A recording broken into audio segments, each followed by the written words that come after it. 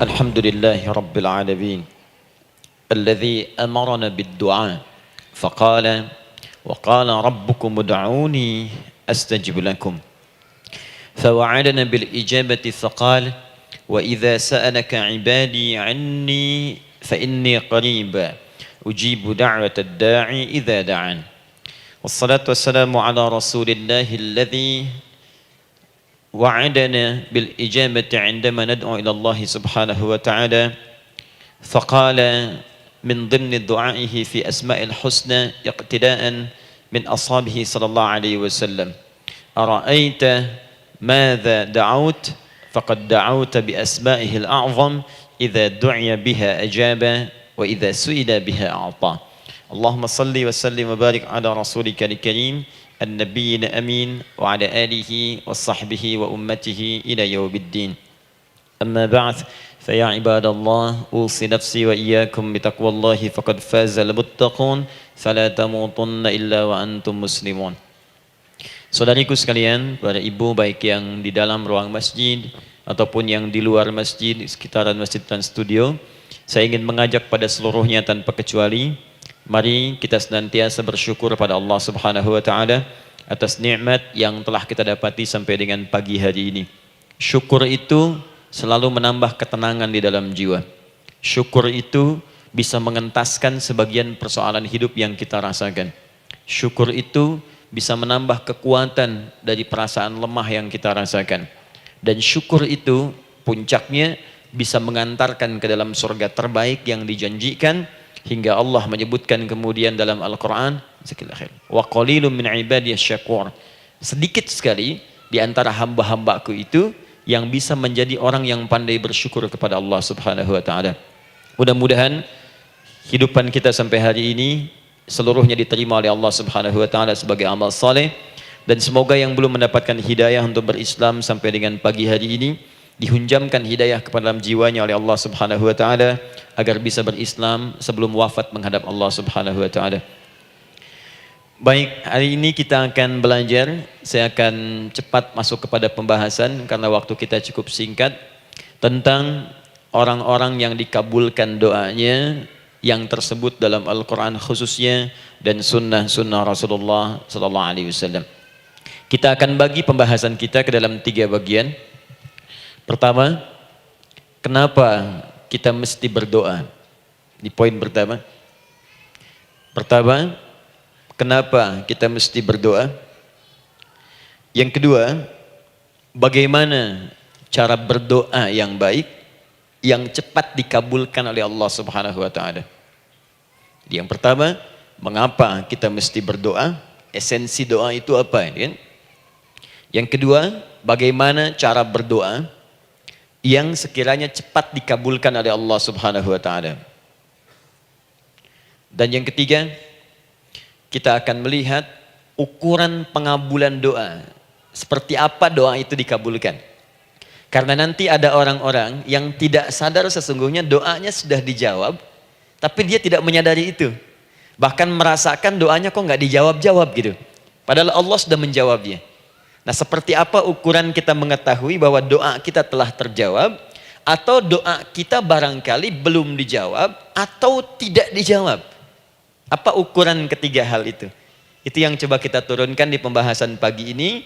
Mudah-mudahan dengan itu kita nanti akan lebih pandai bagaimana cara menyikapi doa dalam hidup, seperti apa doa dipanjatkan, kapan kita berdoa, dan kita tahu, oh ini hasil dari doa yang telah kita panjatkan. Sepakat sampai di sini? Baik ya, tinggal sepakat saja ya. Kan biasanya yang nerangkan saya, nulis saya, ngapus saya sampai selesai pula. Baik, ayo kita mulai. Bismillah. Mengapa kita mesti berdoa? Kita buka dulu ibu sekalian, ya, yang di ruangan ini ataupun yang di bawah, semuanya insya Allah memiliki kemuliaan yang sama di hadapan Allah Subhanahu wa taala, sesuai dengan keikhlasannya, ya, sesuai dengan keikhlasannya. Karena hadisnya umum sifatnya. Man salaka tariqan yaltamisu fihi ilma sahhalallahu lahu tariqan ilal jannah. Siapa yang menyiapkan dirinya menempuh perjalanan dan dia meniatkan ingin belajar pengetahuan agama walaupun sedikit, maka dia akan dapat balasan dari Allah. Minimal setiap langkahnya akan dicatat meringankan langkah dia ke surga nantinya.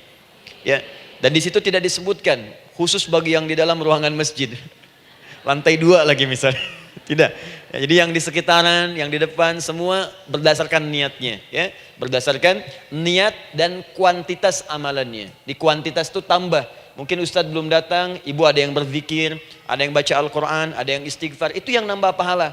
Ya, kalau yang pasang status, pasang kamera, ya itu saya nggak tahu. Ayo kita kembalikan sini. Pertama, Quran surah ke-7 ayat 172. Quran surah ke-7 Al-A'raf ayat 172. Kemudian setelah itu diperintahkan dalam Al-Quran surah ke-40 Ghafir ayat ke-60.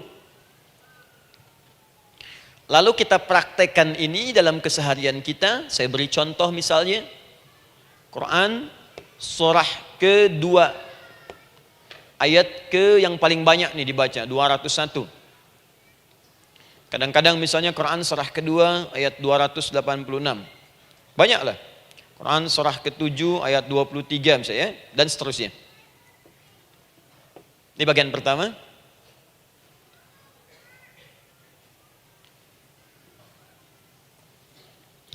Bagian kedua, nanti kita akan belajar bagaimana cara berdoa yang baik yang dikabulkan. Kita ambil satu Quran ke-2 ayat 186. Kemudian yang kedua kita ambil contoh Quran surah ke-17 ayat 110. Kemudian yang ketiga kita ambil contoh yang paling dahsyat di Al-Quran surah ke-3 ayat 38 sampai 39. Ada yang belum berdoa sudah dikabulkan. Masya Allah. Ini ada di Quran misalnya surah ke-3 ayat 31. Nanti turunan amalannya misal di Quran surah 51 ayat 15 sampai dengan 18. Saya bulati yang 18-nya. Bagian ketiganya nanti kita uraikan di bagian akhirnya. Baik, kita bisa mulai insyaallah. Baik, kita bagian pertama, mari kita mulai.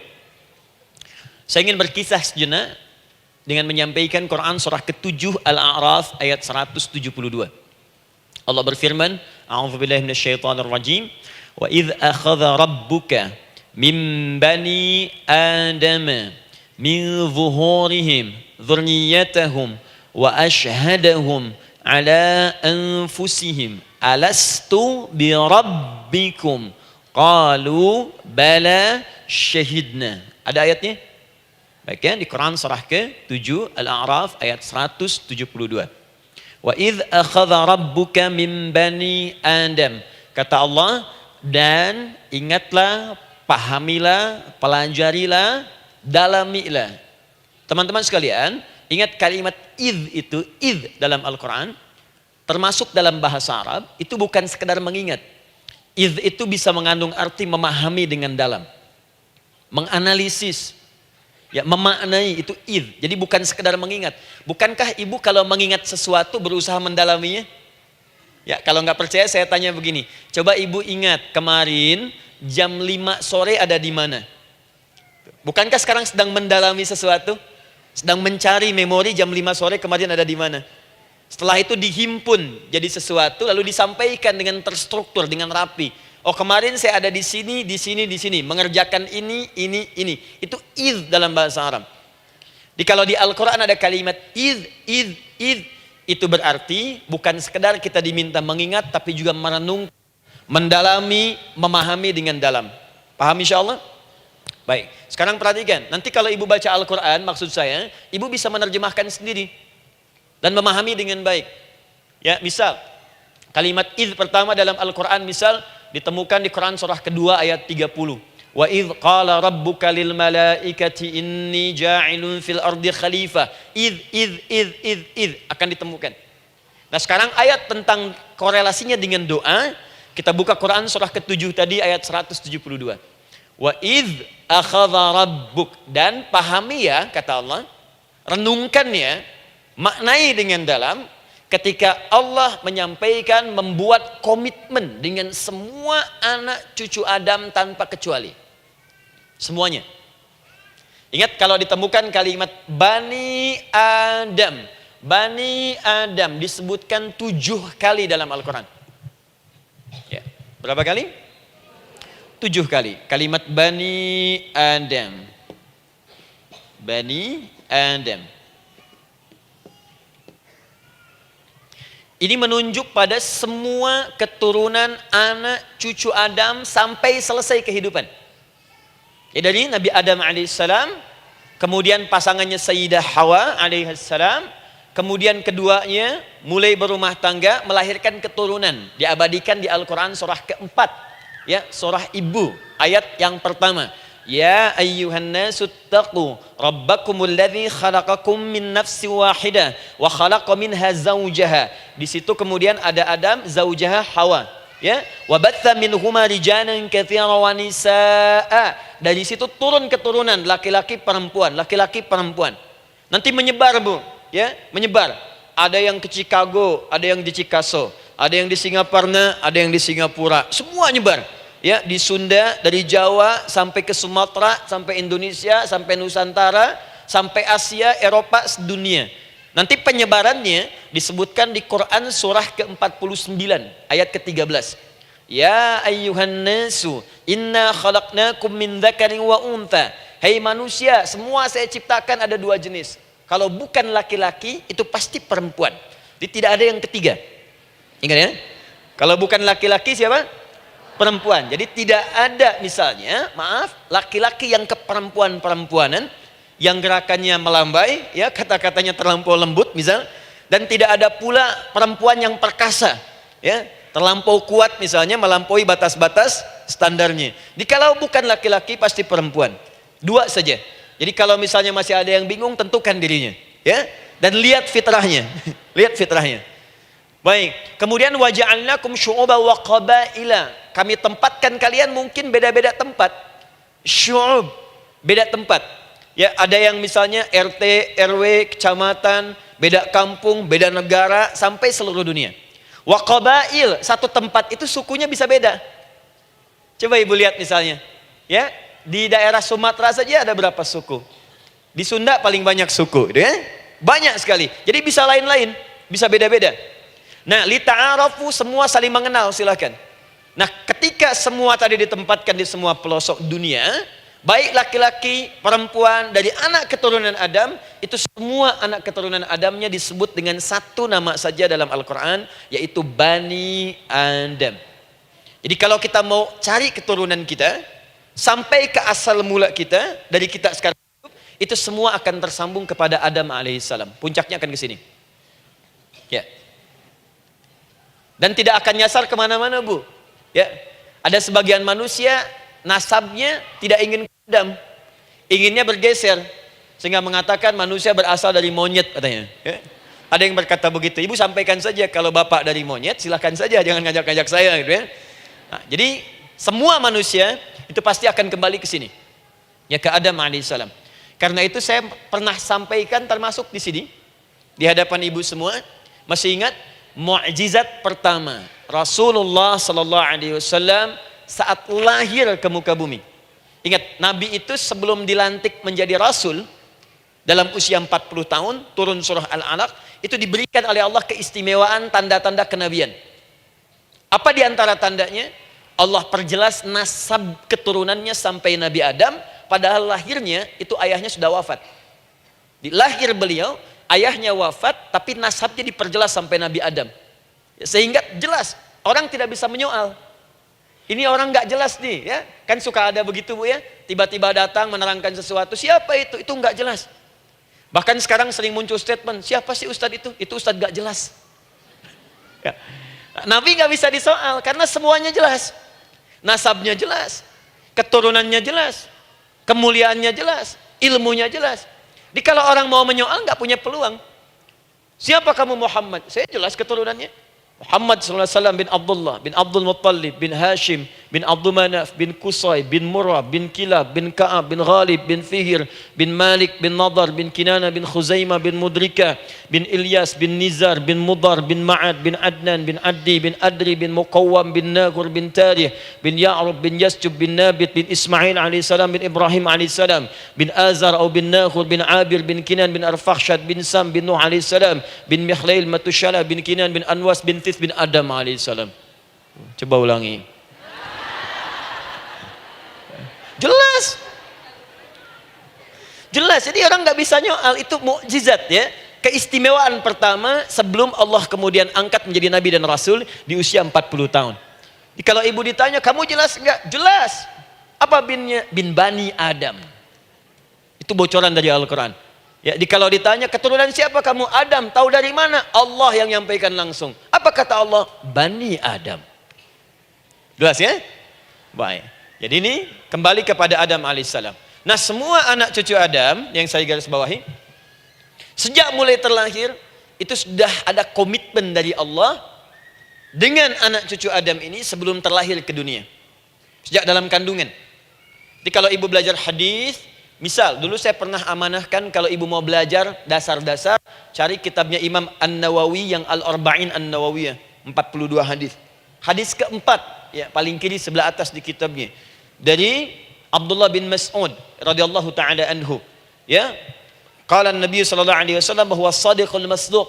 Nabi SAW pernah menyampaikan sedangkan beliau orang benar dan dibenarkan. Kapan perjanjian ini dibuat? Dalam usia kandungan 4 bulan.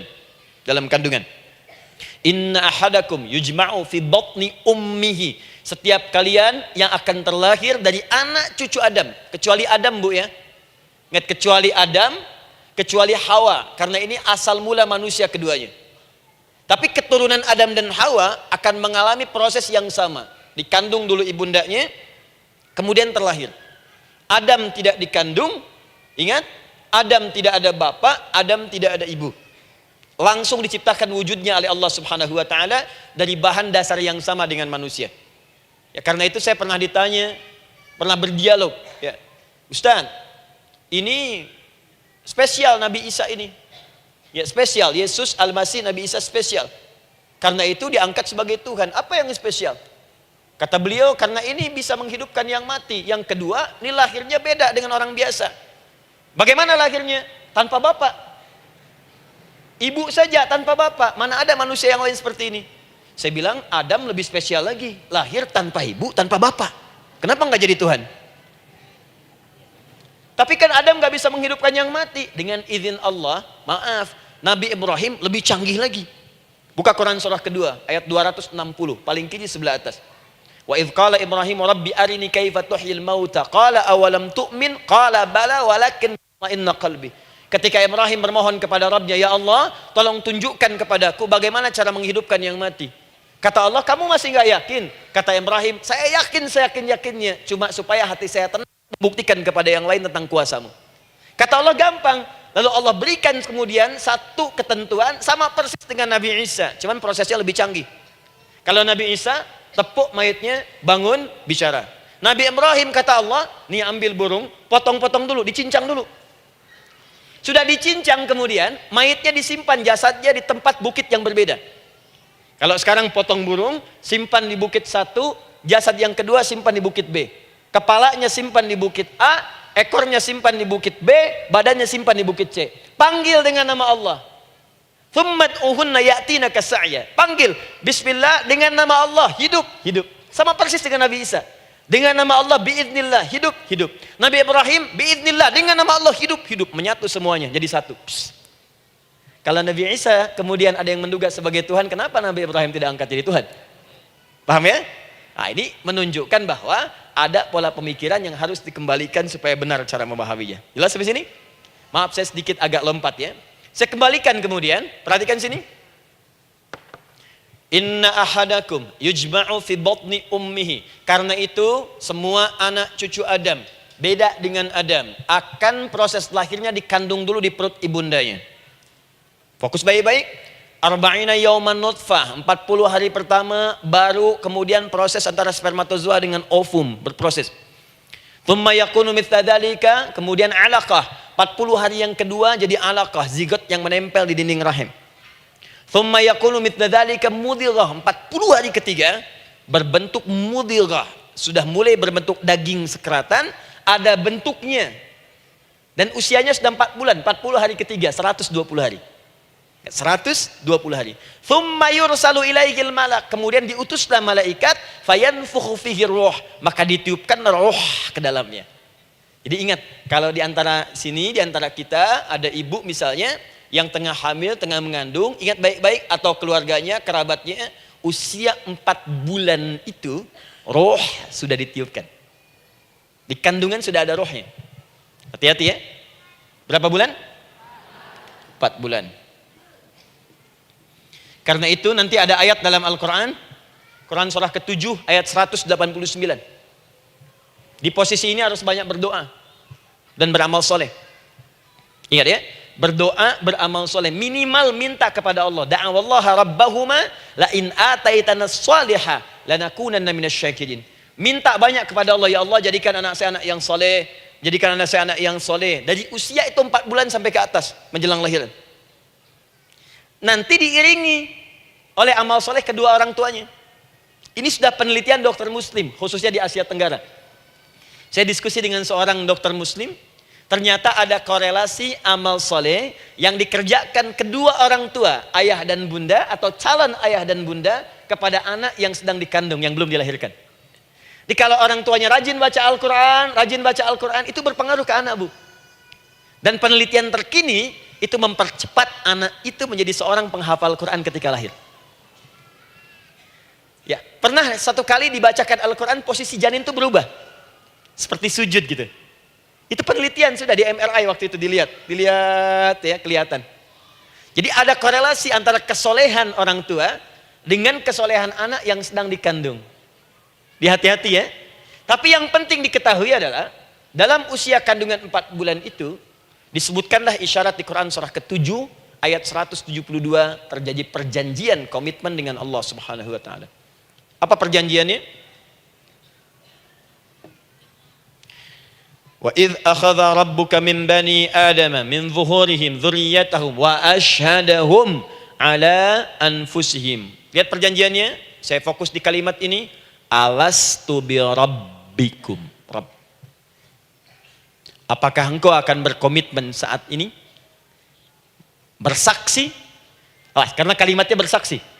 Wa ashhadahum, dan mereka bersyahadat, bersaksi, komitmen. Di komitmennya menggunakan kata syahadat di sini. Karena itu nanti setiap bayi yang sudah terlahir dari rahim ibu manapun itu berada dalam keadaan suci karena sudah bersyahadat dalam perut ibundanya. Masih ingat hadis ini? Kullu mauludin yuladu 'alal fitrah. Setiap yang terlahir dari rahim perempuan manapun itu membawa fitrah. Apa di antara fitrah yang dimaksudkan itu? Fitrah keislaman, fitrah mengakui Allah sebagai Tuhan. Itu nanti ada di Quran surah ke-30 ayat ke-30, paling kanan sebelah atas. Quran surah 30 ayat 30.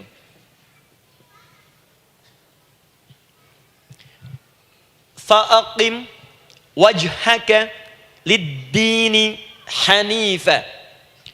Hai setiap manusia, fa'aqim wajhaka, hadapkan, pasrahkan, arahkan dirimu sepenuhnya. Lid-dini, pada ketentuan ad-din, hanifa, dengan lurus. Di setiap manusia itu punya fitrah untuk beragama. Punya kecenderungan untuk mencari Tuhan. Silakan ibu cek, manusia manapun yang pernah hidup, itu pasti akan mencari Tuhan. Silakan. Karena itu Allah beri jalan, begini cara mencarinya. Fitratallahi allati fataran nasa 'alaiha, itulah fitrah manusia yang telah Allah berikan pada dirinya bahkan sebelum dia terlahir. Di antara fitrah manusia ada kecenderungan untuk mencari Tuhan. Ada kecenderungan untuk mendekat kepada Allah. Bahasa Qur'annya din, lid-dini hanifa. Apa itu din? Itulah Islam. Quran surah ke-3 ayat 19. Inna dina indallahil Islam. Karena itu silakan cek, semua orang itu pasti akan mencari Tuhan. Setiap manusia. Ada yang melihat kayaknya ada di hewan, kayaknya ada di pohon, kayaknya ada di alam, kayaknya ada di patung, kayaknya ada di... Mencari dia. Terus Allah beri jalan. Kalau kamu ingin mencari yang benar, din yang dimaksud Islam, diberikanlah tuntunan dalam Islam. Jelas sampai sini? Baik, karena itulah kemudian setiap bayi yang terlahir itu disebut oleh Nabi dia suci, dia bersih karena telah membawa risalah Islam dalam dirinya. Hanya sayang nanti fa abawahu yuhawidanihi au yunassaranihi au yumajjisanihi. Lingkungan nanti akan merubah dia keluar dari fitrahnya. Bisa dipengaruhi, tiba-tiba berubah misalnya keyakinan. Bisa karena kejadian tertentu dia jauh dari Allah Subhanahu wa taala. Dia muslim, cuman karena kondisi tertentu, pekerjaan menjauhkan dia dari Allah, lupa sholat. Telenovela menjauhkan dia dari Al-Quran. WhatsApp, Facebook, media sosial melupakan dia dari ibadah. Coba ibu, kalau online setiap hari berapa kali dengan media sosial? Ganti status. Online dengan Allah berapa kali dalam sehari? Coba hitung. Online dengan Allah yang paling maksimal kan sholat fardu 5 kali. Kalau 1 kali 5 menit kali 5 cuma 25 menit. 25 menit online dengan Allah. Berapa menit online dengan media sosial yang tidak nyata? Dan cita-cita masuk surga. Ayo sini. Nah, saya belum selesai. Jadi yang pertama, dalam perjanjian 4 bulan ini, pertama ada komitmen bersyahadat menuhankan Allah. Tapi yang kedua, ini yang dahsyat. Perhatikan kalimatnya, fokus. Saat Allah memperkenalkan dirinya, dalam kandungan kita, usia 4 bulan itu, dengan nama apa Allah memperkenalkan dirinya? Coba lihat ayatnya. Alastu bi rabbikum, dengan nama Rabb. Wa id akhadha rabbuka min bani adama dzurriyyatahum. Awas, wa ashhadahum ala anfusihim. Alastu bi rabbikum, dengan nama Rabb. Nah, ibu sekalian, kata Rabb ini itu berasal dari kata ar-rububiyah. Ar-rububiyah yang berarti sifat merawat, memberikan semua kebutuhan. Saya ulang ya. Merawat, memberikan semua kebutuhan. Sudah? Menyayangi, memaafkan, mengasihi, mengampuni. Masya Allah. Merawat, memenuhi sebuah kebutuhan, menyayangi, memaafkan, mengampuni. Jadi semua hal yang terkait dengan perhatian ada pada kalimat Rabb. Sifatnya disebut dengan rububiyah. Zat yang memperhatikannya disebut dengan Rabb namanya. Rabbun. Baik. Pelan-pelan.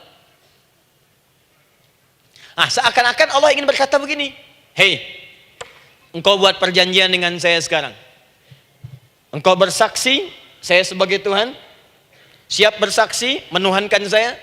Nanti ketika kamu lahir, apapun yang kamu butuhkan dalam kehidupan, aku akan berikan. Kamu akan saya rawat. Kalau sakit, kamu saya sembuhkan. Minta sesuatu yang kamu butuhkan, saya akan berikan. Kamu butuh sesuatu, saya akan hadir. Kamu salah minta maaf, saya maafkan. Kamu dosa minta ampun istighfar, saya ampuni. Kamu ingin sesuatu yang lebih baik, saya berikan. Pokoknya semua yang kamu inginkan selama engkau butuhkan itu baik, aku berikan. Kira-kira, maaf Bu ya, maaf sekali. Kalau ada yang nawarkan pada ibu, mau nggak ikut saya? Nanti sebuah kebutuhannya saya berikan. Kalau sakit saya berikan jaminan kesembuhannya. Kalau butuh sesuatu saya berikan. Kalau ingin ini itu selama butuh saya sampaikan. Kira-kira ibu nolak atau ikut? Baik. Ikutnya mikir dulu atau tidak? Tidak. Jangankan yang tinggi-tinggi Bu ya. Suami aja nawarkan. Mah mau nggak ikut papa? Papa nanti kasih handphone S10. Sama gelang nggak Pak? Ikut ya. Dan tanpa pikir. Dalam bahasa Arab, sesuatu yang disetujui tanpa difikirkan lagi, itu disebut bala namanya. Bala, sekali saja. Sekali, ya, tidak 2 kali. tidak ditambah, tidak dikurangi. Ingat, kalau Allah sudah sampaikan kalimat, jangan tambah, jangan kurangi, ya. Bala tidak ditambah nga, tidak disebutkan 2 kali. Bala. Ya. Bala itu artinya siap. Ya. Tanpa pikir. Karena memang nggak ada yang dipikirkan lagi. Apa yang mau dipikirkan? Semua kebutuhan dikasih. Semua keinginan dikabulkan sepanjang baik. Kalau sakit ada jaminan disembuhkan.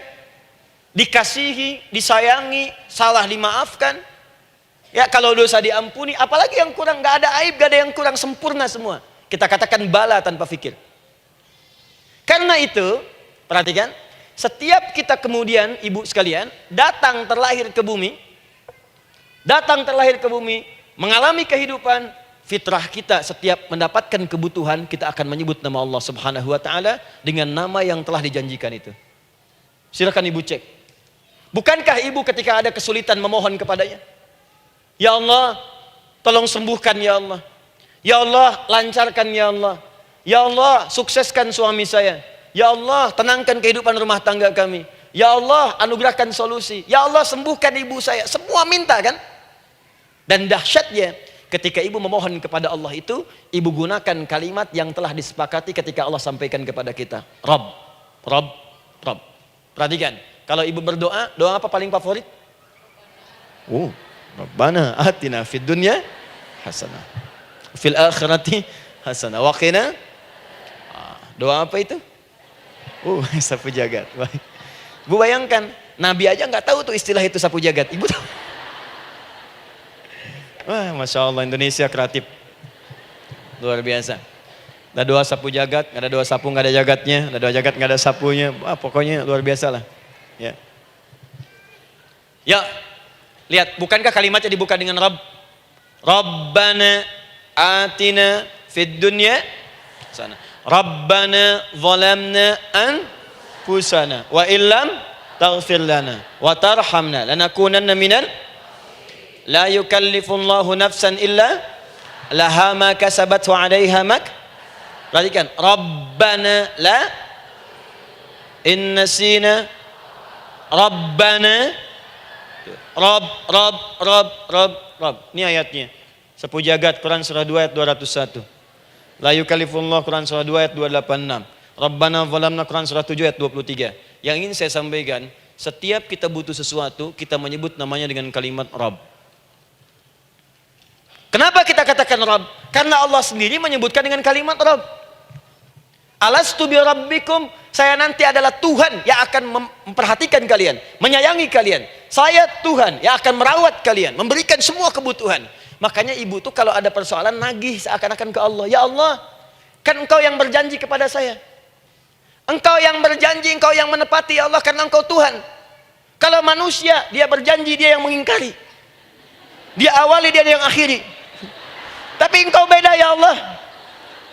Kenapa?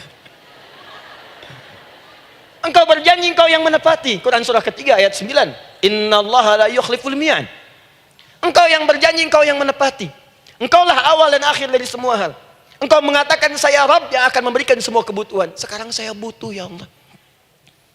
Engkau berjanji akan menyembuhkan, sekarang saya sakit ya Allah. Engkau berjanji akan memberi solusi, sekarang saya sedang punya masalah ya Allah. Engkau berjanji akan memberikan kesuksesan, sekarang saya sedang menapaki itu ya Allah. Makanya ibu sebutkan kalimat Rabb, Rabb, Rabb, Rabb.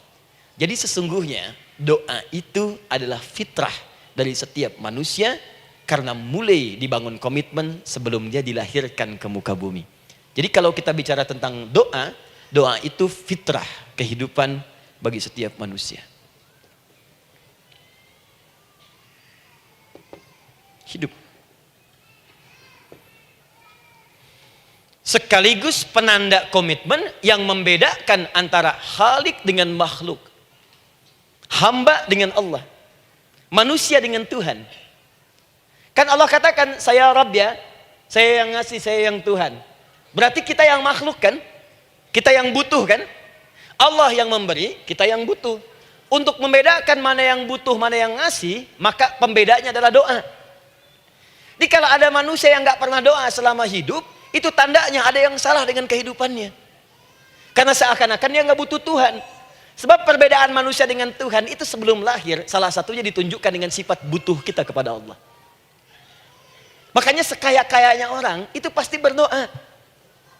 Manusia paling kaya di muka bumi pun kalau besoknya mau ada pekerjaan atau proyek, dia berdoa dulu tuh. Ya Tuhan, tolong lancarkan proyek ini. Butuh. Pejabat setinggi-tingginya, kalau sudah mau mulai kemudian ada pemilihan, kalau mulai ada kebijakan, kalau mulai ada apapun berdoa juga. Itu tandanya butuh. Butuh. Di setiap manusia itu pasti butuh dengan Allah. Karena itu kalau ada manusia yang gak pernah berdoa selama hidupnya, itu langsung mendapatkan kecaman dari Allah dan dijamin akan masuk neraka yang paling dalam. Karena seakan-akan dia sedang gak butuh dengan Allah. Saya ulang ya, saya ulang. Doa itu fitrah hidup manusia yang sekaligus menunjukkan statusnya sebagai hamba. Jadi kalau ibu update status di media sosial, mulai sekarang tuliskan hamba. Hamba. Sudah. Mau sifatnya apapun tetap hamba. Ya, mau pejabat, mau orang kaya, mau cukup, mau macam-macam, mau ustadz, mau syekh, mau habib, tetap ujungnya hamba. Dan butuh penghambaan itu diwujudkan dalam bentuk doa. Muncullah Quran surah ke-40 ayat ke-60. Wa qala rabbukum, rabb, selalu rabb. Wa qala rabbukum ud'uni astajib lakum. Innal ladzina yastakbiruna an ibadati, awas, sayadkhuluna jahannama dakhirin. Allahu akbar. Dan Rabbmu berfirman, mengingatkan kembali kepada kalian semua, hei hamba-hambanya. Kalau ada kebutuhan, kalau ada masalah, kalau ada permintaan, kata Allah, ayo doa sama saya. Minta. Kan kita sudah bikin perjanjian. Makanya Allah katakan kalau punya masalah, Bu, berdoa, bukan mengeluh. Kalau punya persoalan, Bu, berdoa, bukan bikin status. Rasanya aku tidak sanggup. Ditulis di Facebook. Apain? Terus kalimat Allahnya pun jelas. Minta kepadaku, bukan mengeluhkannya. Kamu tidak seperti yang aku kira. Nungguin komen. Sambil masak, celing ada satu. Ece kunaon. Makin meluas masalah. Untuk abi mas sabar. Sudah. Paham ya? Jadi ini kaidah hidup yang pertama. Sebetulnya sederhana, cuman jarang digunakan gitu. Sederhana, cuman jarang dipakai. Kata Allah kan, kamu doa itu, saya kasih ketenangan. Jadi Bu, gini, doa itu manfaatnya, walaupun solusi belum datang, tapi hati tenang. Tenang. Jadi kalau mau curhat-curhat sama Allah, sampaikan, minta, mohon, berikan. Minimal tenang. Saya kasih rahasia ya. Ini di antara kita saja nih. Lihat sini. Saya hapus dulu deh. Bismillah. Masya Allah. Mau ngapus sendiri, nulis sendiri, penghapus, lari sendiri.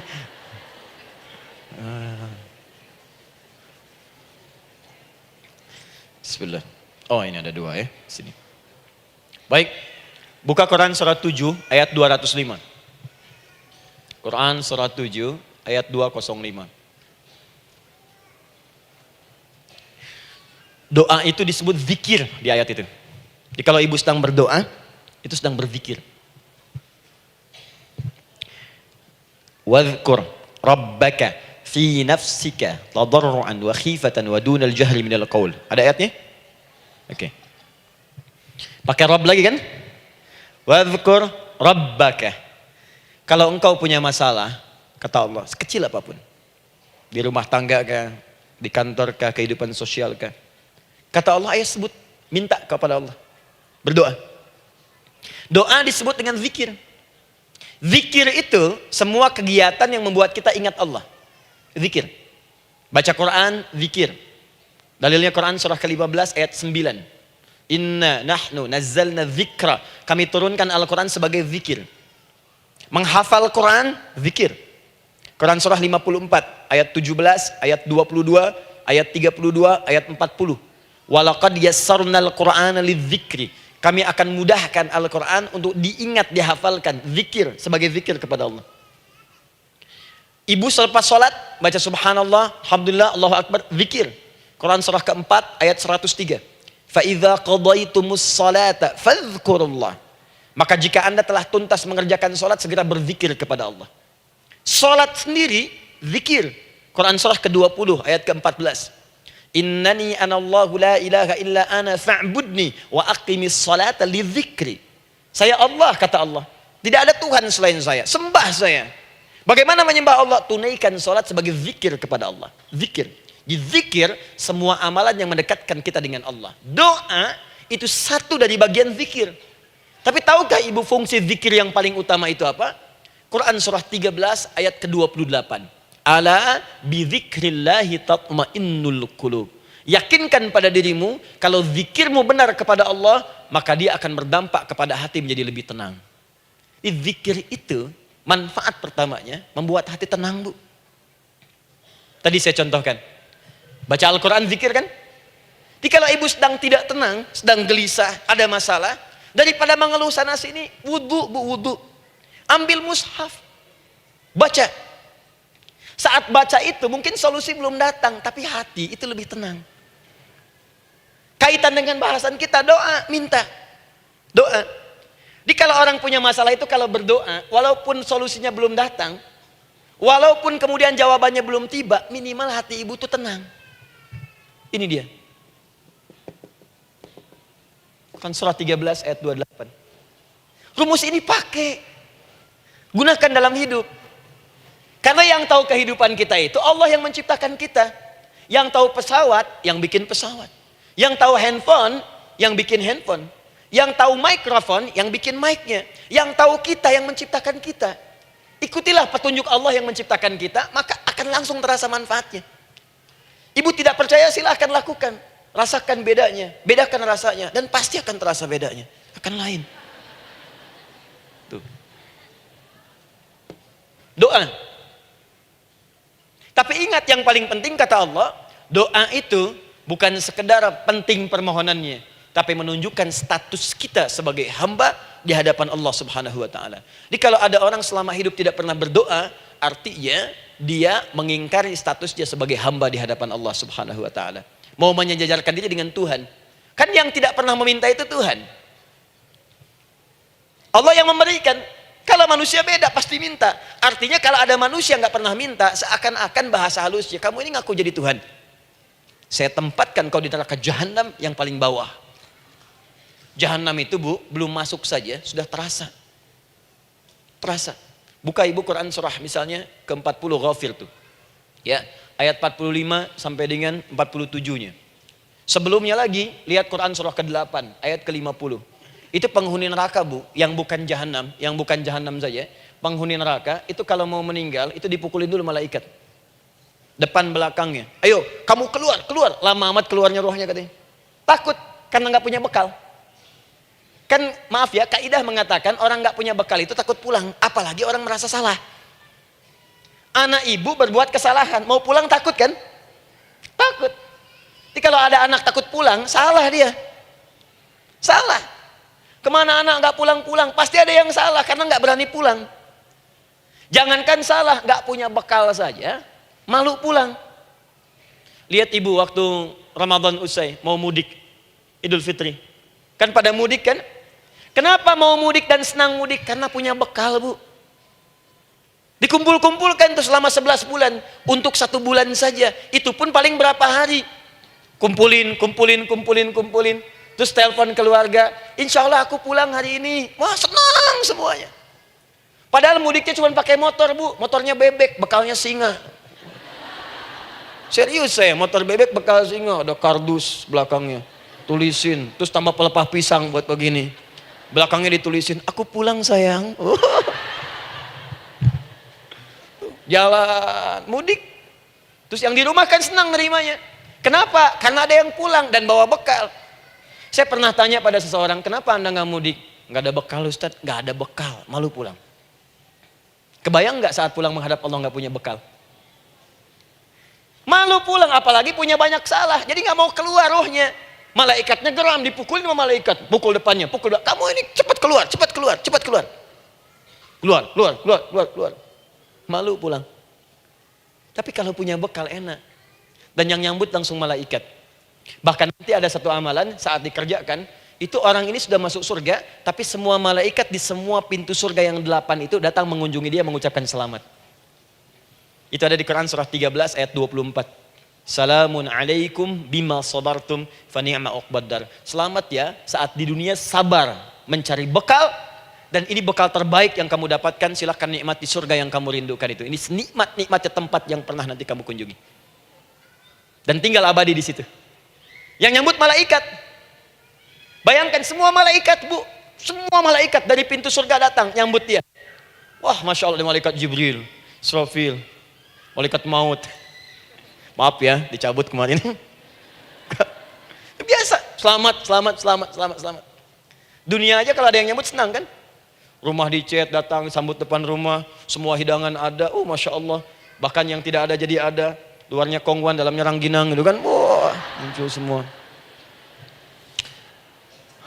Paham ya? Jadi ini bagian pertama. Jadi kita katakan kenapa manusia mesti berdoa. Jawabannya karena manusia itu hamba. Dan doa itu adalah fitrah, bagian dari kehidupan. Kenapa manusia mesti berdoa? Karena ada komitmen dari Allah. Setiap dia mendapatkan sebuah persoalan, maka Allah akan jawab dan berikan jawaban dari semua persoalannya. Jalan mendapatkan jawaban itu adalah doa. Kenapa manusia mesti berdoa? Karena dia butuh dengan Allah. Dan puncaknya, kenapa dia mesti berdoa? Karena Allah ingin membahagiakan kehidupan dunianya sebelum sampai keabadiannya di akhirat. Jadi ketika kita berdoa, sebetulnya kebaikan untuk kita karena Allah ingin kita bahagia. Ingin mudah hidupnya. Jadi kalau ada orang gak berdoa, sesungguhnya dia sedang menyulitkan diri sendiri dalam kehidupan dunianya sampai ke akhiratnya. Jelas sampai di sini? Masya Allah. Alhamdulillah. Baik, kalau sudah paham, saya hapus ini, kita masuk bagian yang kedua. Hapus lagi. Sab Muslimah edisi ke-15. 15 kali datang sendiri, ngulangin sendiri, nulis sendiri, ngapus sendiri. Masya Allah. Tinggal lihat, catat, masuk surga. Masya Allah. Alhamdulillah. Baik. Baik. Sudah? Alhamdulillah. Saya ingin setiap pembahasan kita dipahami ya. Saya tidak menyukai kalau datang melihat tapi nggak paham gitu. Ya, dengar tapi nggak paham. Saya tidak ingin satupun keluar dari sini kecuali paham. Ya. Ibu paham? Paham Ustaz. Pada pamit ya, silahkan. Apa yang Ibu pahami? Doa. Ya. Dah. Nah, sekarang masuk bagian kedua. Bismillah. Kalau sudah mengerti yang tadi, persoalannya adalah bagaimana cara kita memohon kepada Allah. Itu dia. Bagaimana cara kita meminta? Kata Allah, kamu kalau punya masalah minta. Ya Allah, caranya bagaimana? Karena sesuatu yang dikerjakan tanpa ilmu dan tidak tahu caranya, itu bisa keliru. Hidup itu menyembah Allah tidak cukup dengan iman, Bu. Mesti pakai ilmu. Iman saja sekalipun kuat tanpa ilmu, itu bisa salah. Kuat ingin mendekat kepada Allah. Ya Allah, aku ingin ibadah, kuat. Saya punya kawan dulu di pesantren. Tahun kedua, dia sudah berubah. Ya, tadinya orang tuanya melihat anaknya Masya Allah, tiba-tiba ada perubahan, senang ibadah, Bu. Malam-malam dia bangun, ini kisah nyata, saya alami sendiri. Masya Allah, saya senang sekali. Kita saling doakan, dia bangun malam tahajud. Bangun jam 2, Anda bayangkan. Yang sebelumnya menjelang subuh atau apa. Ini malam Jumat lagi, malam libur. Malam libur biasanya santri itu kebanyakan ada yang keluar, ada yang main, ada yang macam-macam. Ini dia malam tahajud. Jam 2 bangun. Saya bahagia sekali. Udah bangun, sholat, selesai. Cuman pas waktu mau subuh, kok saya lihat tidur. Saya bangunkan kan. Fulan, bangun. Oh iya, katanya. Iya, oh mungkin nanti mau nyusul. Saya pikir istirahat dulu. Saya ke masjid lah. Udah ke masjid dah selesai. Kita diskusi di masjid selesai. Semua pulang saya jam 7. Saya lihat masih tidur juga. Barangkali dia sudah tadi sholat mungkin di kamar, nggak sempat ke masjid karena capek. Tapi saya lihat kok posisinya nggak berubah. Di situ juga. Akhirnya setengah jam saya tunggu, saya bangunkan. Bangun. Bangun. Kenapa Adi katanya? Saya kira antum belum sholat subuh ya? Adi gimana sih? Kan udah saya jama dengan tahajud tadi. Udah saya jama dengan tahajud. Jadi memang kekuatan imannya lagi tinggi, cuman ilmunya kosong. Ini yang bahaya. Besok-besok kalau orang kayak gini sholat subuh bisa 4 rakaat. Ya. Karena itu berdoa penting, cuma kita mesti tahu caranya. Yuk kita mulai bagian pertama. Quran surah kedua ayat 186, paling kiri sebelah bawah. Sudah? Wa idza sa'alaka 'ibadi 'anni fa inni qarib. Fokus. Kata Allah, kalau hamba-hambaku Muhammad SAW bertanya kepadamu, minta petunjuk untuk mencari-cari aku. Tuh Bu, coba lihat. Ayat doa dibuka lagi dengan kalimat hamba. Untuk menegaskan status kita. Jadi kalau ditanya, kita siapa di hadapan Allah? Makanya nggak usah sombong. Jangan sombong, karena kita cuma hamba. Karena itu ketika Korun sombong, Korun tuh manusia terkaya yang pernah hidup di bumi. Hartanya Bu, ini saya kasih bocoran sedikit, kunci berangkasnya saja, kemana-mana itu suka dibawa, dipikul paling sedikitnya 8 bodyguard, cuman bawa kunci berangkas saja begini. Di Korun pengen ngasih tahu, kalau ada yang pengen nyuri di tempat saya silahkan aja, ini aja bodyguard saya ngangkat kuncinya susah. Korun. Jadi kalau Anda tidak sekaya Korun, jangan ikutan sombong, telat. Telat, gak ada kerjaan, sudah ada yang lebih kaya. Ya. Dan apa yang terjadi? Fakhosabna, kata Allah, kami telan. Likuifasi. Telan oleh bumi semua. Dengan kekayaannya semua habis. Jadi ketika ada seseorang yang lupa dengan statusnya sebagai hamba, maka Allah akan memberikan pelajaran kepadanya untuk taubat. Kalau nggak mau taubat juga, telan habis. Untuk menunjukkan kamu tuh bukan Tuhan, saya Tuhannya. Maka jangan ikutan sombong. Kalau ada yang baru punya Ferrari, Lamborghini, Lamborghini, ya, wow, bikin rame di jalan, cuman nggak update status, kasih tahu, maaf Mas, telat. Itu gambaran hidup.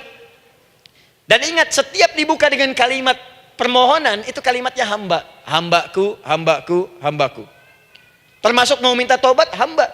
Quran surah 39 ayat 53. Qul ya ibadiyalladzina asrafu ala anfusihim la taqnatu min rahmatillah. Katakan Muhammad pada hambaku yang merasa banyak dosa, pengen berdoa minta tobat. Kata Allah, hamba. Saya terima tobatnya, hamba. Ini ya. Ini pun adab yang pertama dari Al-Quran. Adab yang pertama, kalau kita ingin berdoa dan doa itu cepat ingin dikabulkan, maka berdoalah dengan cara menghamba di hadapan Allah Subhanahu wa ta'ala. Jangan merasa tinggi.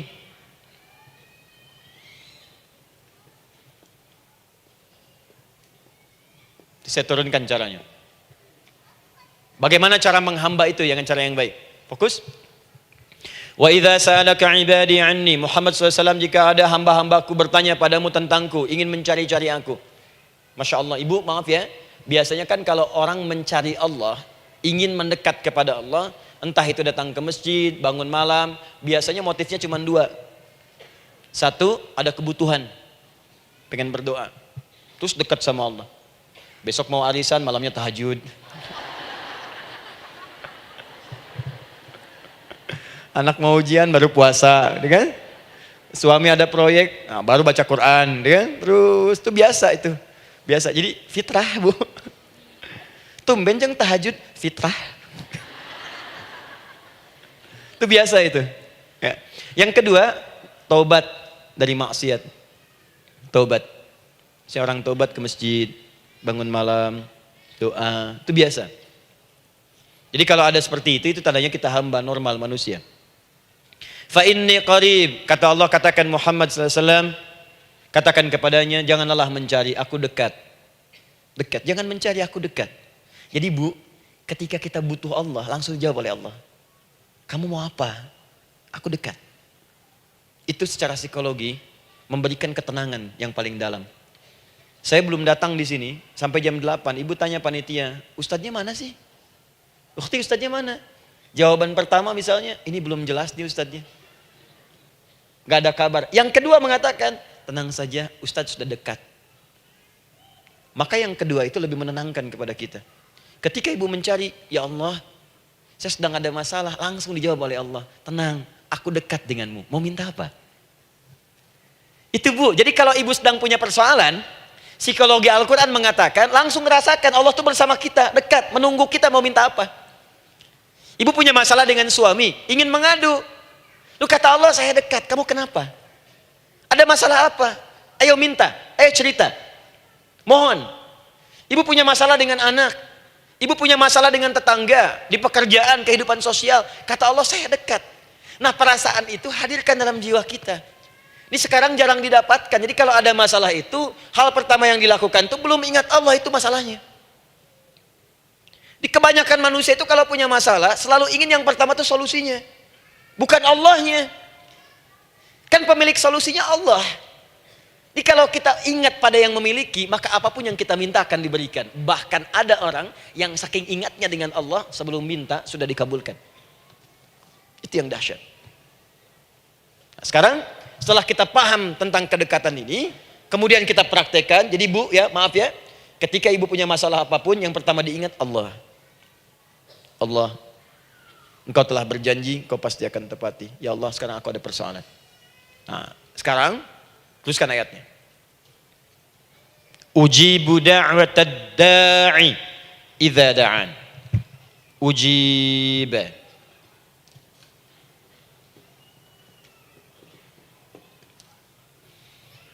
Ujibu da'watad da'i idza da'an. Aku pasti akan menjawab, mengabulkan setiap doa hambaku jika dia bermohon kepadaku.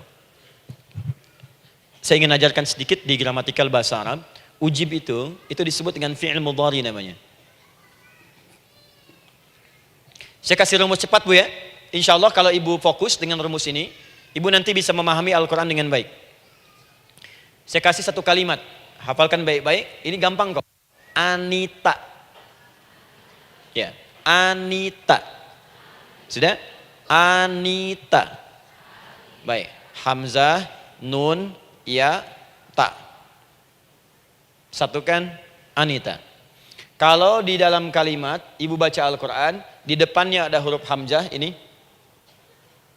atau nun, atau ya, atau ta, maka itu rumus mudhari namanya. Gak usah dihafalkan mudharinya.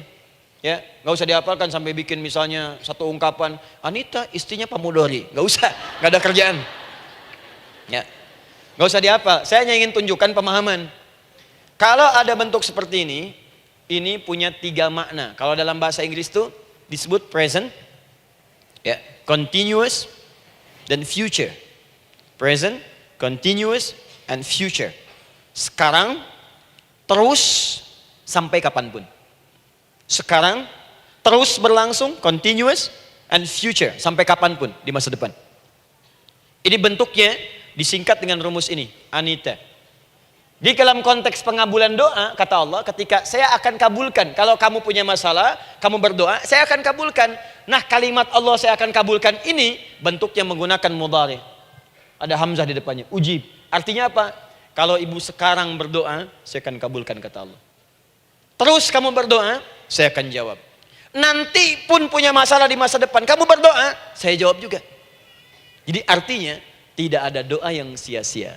Semua doa, ingat, sepanjang kita butuhkan, pasti Allah berikan. Doa itu sepanjang kita butuhkan, pasti akan dijawab.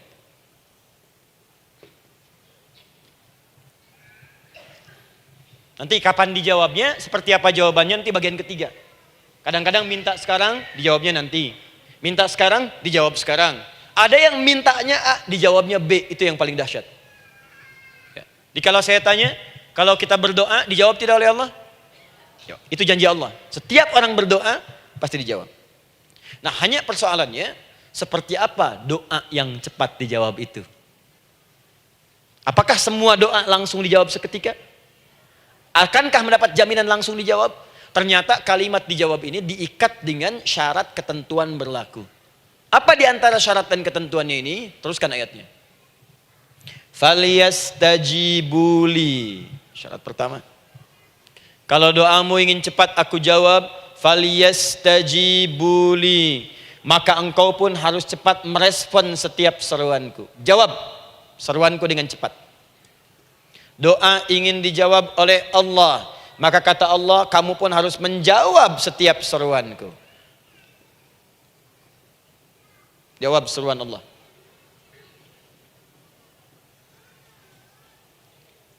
Ayo respon, adil. Maunya dapat gaji aja, kerja nggak mau. Ya? Apa ibu pikir duduk manis, santai di ruangan tengah, tiap bulan suami datang berikan uang belanja? Belum tentu. Kalau sikap tidak bagus, ya interaksi tidak mulia, maka belum tentu itu didapatkan. Maka syarat pertama kata Allah, kalau doamu ingin cepat aku jawab, maka setiap aku seru, cepatlah engkau kemudian kerjakan dan jawab itu. Jadi ternyata seruan Allah itu terkait berkelindan dengan pengabulan doa. Jadi ketika ibu diseru oleh Allah, diminta diperintahkan sesuatu oleh Allah, sebetulnya itu kunci untuk mendapatkan jawaban doa kita, Bu. Dipanggil kita, ayo cepat datang ke sini. Mau minta apa? Minta, saya kasih. Apa di antara kunci doa itu, Ustaz? Yuk kita lihat. Adalah jawaban dari seruan Allah. Apa di antara seruan Allah itu? Saya beri contoh satu misalnya. Allah perintahkan kita untuk sholat. Bahkan diseru, diingatkan 5 kali dalam sehari. Sholat. Bukankah kita diseru, Bu? Dipanggil 5 kali sehari untuk sholat? Allahu Akbar, Allahu Akbar. Ya? Diingatkan kan? Ayo ingat Allah, ingat Allah, ingat Allah, ingat Allah. Allah Maha Agung, Maha Besar semuanya. Dan seterusnya. Perhatikan baik-baik. Apa tujuan Allah menyuruh kita dalam sholat? Ternyata bukan ingin memberikan beban ruku dan sujud. Bukan sujudnya yang penting. Karena semua makhluk tidak sujud pun tidak akan menurunkan status Allah sebagai Tuhan. Allah tetap Allah, gak ada ruginya. Yang rugi kita, ternyata ketika disuruh sujud, disuruh ruku itu, ternyata yang ditunggu itu bukan ruku sujudnya. Allah nunggu, punya masalah apa? Mau minta apa? Karena itu dalam ilmu fikih, ibu buka semua kitab fikih. Salat itu secara bahasa disebut dengan doa. Nama lain dari doa adalah salat. As-salatu hiya doa. Salat adalah doa. Karena itu semua bacaan dalam salat doa semua. Coba lihat. Baru takbir Allahu Akbar, doa iftitah. Al-Fatihah doa, Bu, jangan dikira Al-Fatihah enggak ada doanya. Nih, nanti saya berikan cepat ya, ini highlight dulu. Highlight dulu. Dalam salat itu ada 4 keadaan. Ingat ini baik-baik. Nanti ibu manfaatkan minimal zuhur lakukan. Ada berapa keadaan? 4. Ada 4 posisi, 4 keadaan dalam salat. Yang kalau ibu berdoa benar, meminta di situ dengan benar, itu seketika akan dikabulkan. Seketika. 1 saat berdiri. Berdiri. 2 saat ruku'. Ruku'. 3 saat sujud. 3 saat sujud. 4 sesaat sebelum salam. Berdiri, ruku', sujud, sesaat sebelum salam. Baik, sebelum saya bahas lebih jauh, saya ingin sampaikan dulu. Jadi ternyata ketika kita diminta oleh Allah menunaikan sholat, itulah cara kita memohon, Bu. Itulah waktu kita meminta. Dan dahsyatnya dalam sehari itu 5 kali ditungguin, Bu. Mana ada manusia di muka bumi ini buka pintu rumahnya 5 kali sehari cuma untuk memberikan apa yang dibutuhkan. Sesoleh-solehnya Ustadz, gak ada yang mengatakan, ayo 5 kali sehari datang aja ke rumah saya. Kalau butuh apa-apa ambil. Butuh kulkas, ambil kulkasnya. Butuh TV, ambil. Gak ada begitu. Allah itu maha baiknya, 5 kali sehari dipanggil. Dari subuh sampai zuhur. Kita bangun tidur aja, punya masalah gak? Ayo minta, disuruh sholat 2 rakaat. Dan sholatnya gak usah banyak-banyak, 2 rakaat aja dulu, supaya gak ada beban. Itu pun kadang-kadang masih lupa berapa rakaat kita sholat. Ya. Ayo sujud, disuruh minta, punya masalah gak? Terus dari subuh sampai ke siang, dipanggil lagi. Punya masalah lagi enggak? Disuruh zuhur 4 rakaat. Karena waktunya cukup panjang, suruh 4. Ayo minta. Ada masalah apa? Minta sujud kita. Minta mohon. Dari zuhur ke asar, ditanya lagi, ada masalah nggak? Panggil lagi. Ke maghrib sampai ke isya sebelum tidur. Supaya tidurmu enak, masalah nggak ada, tenang, nikmat, nyaman istirahatnya. Ada masalah nggak? Disuruh sholat lagi. Jadi kalau orang paham sholat itu kunci kebahagiaan, dia akan senang menunaikan sholat. Makanya ketika ibu bertanya, kenapa saya sholat? Dijawab oleh muadzin, hayya 'alas shalah, ayo sholat. Kenapa sih sholat? Hayya 'alal falah. Yuk bahagia. Ayo tenang. Yuk dapatkan apa yang kamu inginkan. Falah. Jadi kalau orang paham sholat itu menyelesaikan persoalan, tentu orang akan berbondong-bondong semangat untuk menunaikan sholat. Cuman sayang segelintir orang itu menilai sholat sebagai beban. Jadi sebagai kewajiban beban saja, makanya sholatnya nggak nikmat. Karak tadi duhur, ayeuna asar deui. Tuh. Ya bagaimana doanya bisa dijawab? Anda datang pada orang, tapi datangnya dengan marah-marah. Datangnya dengan mencelanya. Ya bagaimana dia bisa memberikan kebutuhan Anda? Anda datang pada Allah dengan niat yang tidak ikhlas. Setelah itu kemudian menggunjingkannya, bagaimana bisa dijawab? Tuntutan tinggi. Tapi datang tidak membawa prestasi, ya bagaimana bisa diberi? Catat tuh, bikin status. Paham ya? Nah ini bagian pertama. Jadi cara pertama, respon kata Allah, seruan Allah. Rumus pertama sholat. Nah sekarang saya ajarkan lagi. Ini belum selesai nih Bu. Ini panjang bahasannya nih. Sampai jam berapa kita? 10 ya? Oh, banyak. Oh, mau sampai jam 5 silahkan. Saya jam 10 selesai. Ya. Lihat sini. Oke, saya punya sekitar 1 jam kurang ke depan. Saya ingin terangkan sedetil-detilnya gitu ya. Dan saya hanya menyampaikan isi Al-Quran. Quran, hadis, Quran, hadis. Sekarang gini, Ustadz saya sekarang paham. Sholat berarti kunci untuk menyelesaikan masalah. Di sholat saya akan memohon. Sekarang Ustadz, bagaimana cara saya merespon sholat? Kan kata Allah, saya menyeru, respon gitu kan? Kita dipanggil sholat nih, Allahu Akbar, dipanggil. Bagaimana cara meresponnya? Sebelum minta. Awas, ibu ingin datang mengajukan proposal. Datang kepada wali kota, datang kepada gubernur, datang kepada presiden, datang kepada menteri sebelumnya. Bukankah ibu mempersiapkan diri? Penampilan ditata, proposal dibagus-bagusin gitu kan? Yang paling hebat itu kadang-kadang malam-malam latihan depan cermin. Bapak wali kota yang saya hormati. Lihat semuanya tuh. Dan yang paling luar biasa, maaf ya, janjian jam 7 dengan Pak Wali Kota, datang jam 6 ke Balai Kota. Sekarang ibu punya janji dengan Allah. Janji itu sudah diketahui sebelum pertemuannya. Kalau tidak percaya, 5 waktu ini ibu sudah hafal Bu. Ya, bahkan disuruh ngapalin oleh Allah. Buka Quran surah ke-4. Surah ibu, surah mama, An-Nisa. Ayat 103, Quran surah 4 ayat 103. فَإِذَا قَضَيْتُمُ الصَّلَاةَ فَاذْكُرُوا اللَّهَ قِيَامًا وَقُعُودًا وَعَلَى جُنُوبِكُمْ فَإِذَا اطْمَأْنَنْتُمْ فَأَقِيمُوا الصَّلَاةَ. Lihat ujung ayatnya. Inna as-salata kanat 'alal mu'minina kitaban mawquta. Sungguh semua waktu salat itu telah ditetapkan waktunya bagi orang beriman. Itu terjemahan biasa. Kalau terjemahkan pakai ilmu balaghah, sungguh orang beriman itu hafal waktu-waktu salat. Tahu waktunya. Apalagi kalau di waktu itu ibu punya kepentingan, pasti hafal. Kalau ibu benar memprioritaskan sholat dan menilai sholat sebagai solusi hidup, menilai sholat sebagai kebutuhan, ibu pasti akan hafalkan itu Bu. Nih ya, ibu dapat bagian arisan nih, bulan ini misalnya. Dan memang bagian jatah ibu, demi Allah saya katakan, sebulan sebelumnya ibu sudah hafal tanggalnya kapan. Bahkan di kalender tuh diwarnain. Papa, bagian mama nanti bulan ini. Tuh. Dicatat semua, di tempat siapa, jam berapa, datang dengan penuh keceriaan dan kebanggaan. Luar biasa. Hanya untuk urusan dunia, yang itu habis gitu.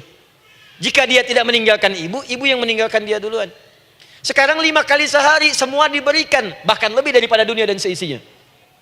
Harusnya sih wajarnya dihafalkan waktunya, dan ibu hafal. Ayo, subuh jam berapa sekarang? Lihat sini, bukan ke atas. Ditutup tuh. Tuh, sana tuh. Subuh jam berapa? Ayo ngelihat ke sana, 4:43. Zuhur jam berapa? asar, maghrib, isya. Itu kan kunci ibadah. Dan kunci ijabah, kunci ibadah, kunci ijabah. Di situ ada pengabulannya. Ini gimana mau minta, waktu permintaannya aja nggak hafal. Gimana mau bermohon, datangnya aja telat. Karena itu, bagaimana cara merespon seruan Allah? Diaturlah di Quran surah kedua ayat 152. Paling kanan sebelah bawah. Quran surah kedua ayat 152. Ibu masih ingat? Bukankah sholat disebut sebagai zikir? Masih ingat? Ya, di surah ke-20 ayat 14. Wa aqimis sholata lidzikri, tunaikan sholat sebagai zikir kepadaku. Sekarang lihat ya. Lihat ketentuan Allahnya. Kalau ibu dipanggil untuk sholat, dipanggil untuk zikir, cepat respon. Ibu cepat respon, Allah pun akan cepat merespon permintaan ibu. Lihat kalimatnya. Fadhkuruni adzkurkum. Fadhkuruni adzkurkum. Kalian mengingat saya, maka saya pun akan ingat dengan kalian. Kalian zikir kepada saya, ingat saya, kata Allah, maka saya pun akan ingat kalian. Di antara makna zikir, salat. Kalau ibu salat mengingat Allah dengan cepat, maka Allah pun akan cepat mengingat kita. Contoh.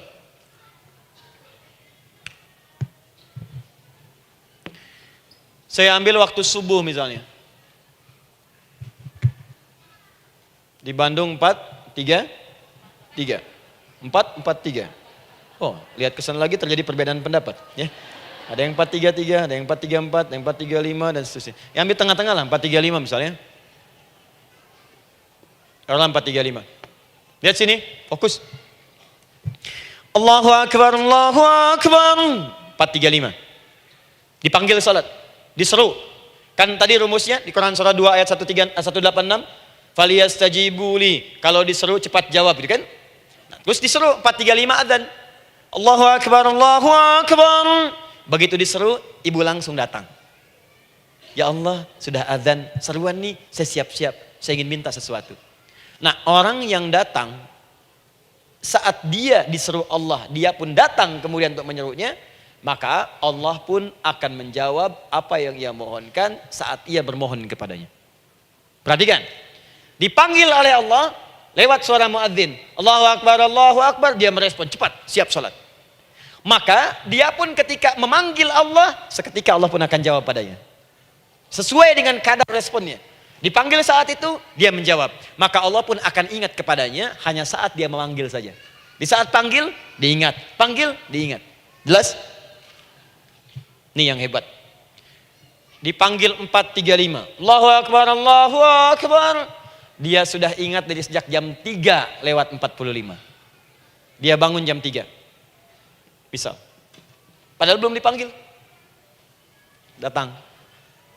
Bahkan Masya Allah, melakukan warming up dulu. Tahajud. Istighfar.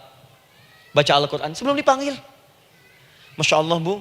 Ibu mau datang misalnya ke istana. Janjian jam 7, datang jam 6. Di situ ibu kerjakan yang baik-baik dulu. Wah lihat. Terus kelihatan CCTV kan. Wah ini orang bagus banget nih. Mulia, bagus. Sampah diambilin, disapu. Kelihatan. Itu ibu belum datang pun udah dipanggil duluan. Ada orang yang belum dipanggil sudah datang menghadap Allah. Tahajud dia, zikir dulu, istighfar dulu. Ini orang, maaf ya, walaupun dia belum memanggil Allah, Allah sudah menyelesaikan semua persoalannya. Di orang-orang yang selalu ingat kepada Allah, walaupun Allah dalam waktu tidak memanggilnya, maka Allah akan mengingatnya sekalipun orang ini belum bermohon kepadanya.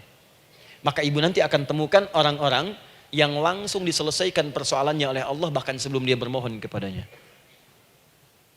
Ada orang yang seakan gak punya masalah Bu. Bukan gak punya masalah, sebab setiap dia punya masalah, masalahnya diringankan oleh Allah. Seakan-akan gak ada beban. Ini indah hidupnya. Enak. Butuh sesuatu, sebelum nyari, datang. Ada persoalan, senyum dikit, selesai. Orang macet mengeluh, bikin status, dia macet malah senang. Dan hatinya dilapangkan oleh Allah. Bayangkan ada janji rapat jam 9, setengah 9 masih macet. Diprediksi di Google akan sampai 2 jam lagi. Yang lain mengeluh, telepon sana, telepon sini, ini. Dia enggak aja, lapang aja. Alhamdulillah ya Allah kasih macet.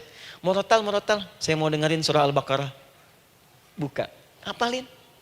Partnernya nelpon. Sampai di mana, akhi? Ini sampai di surah Al-Baqarah ayat 186. Tidak ada yang sia-sia dari Allah. Sabar ya di sana.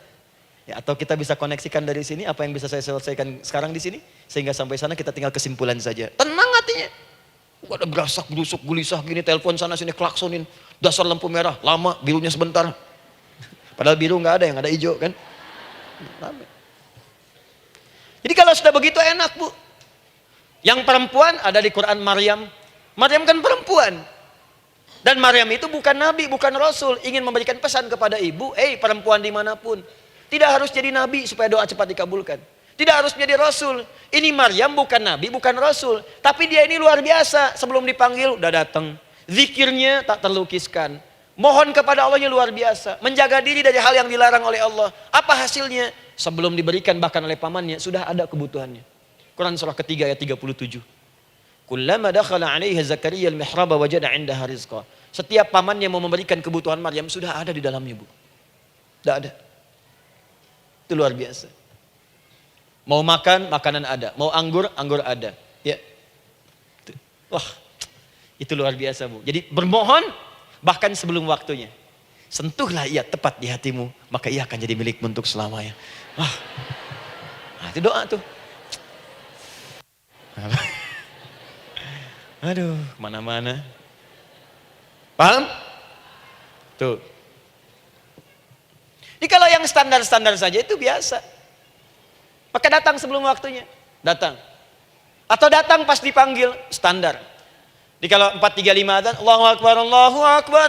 Ibu bangun, siap sholat, siap sholat. Itu standar. Yang dulu bahagia. Naikin lagi levelnya. Yang celaka itu ya ini nih. Dipanggil 4.35, baru bangun 5.34.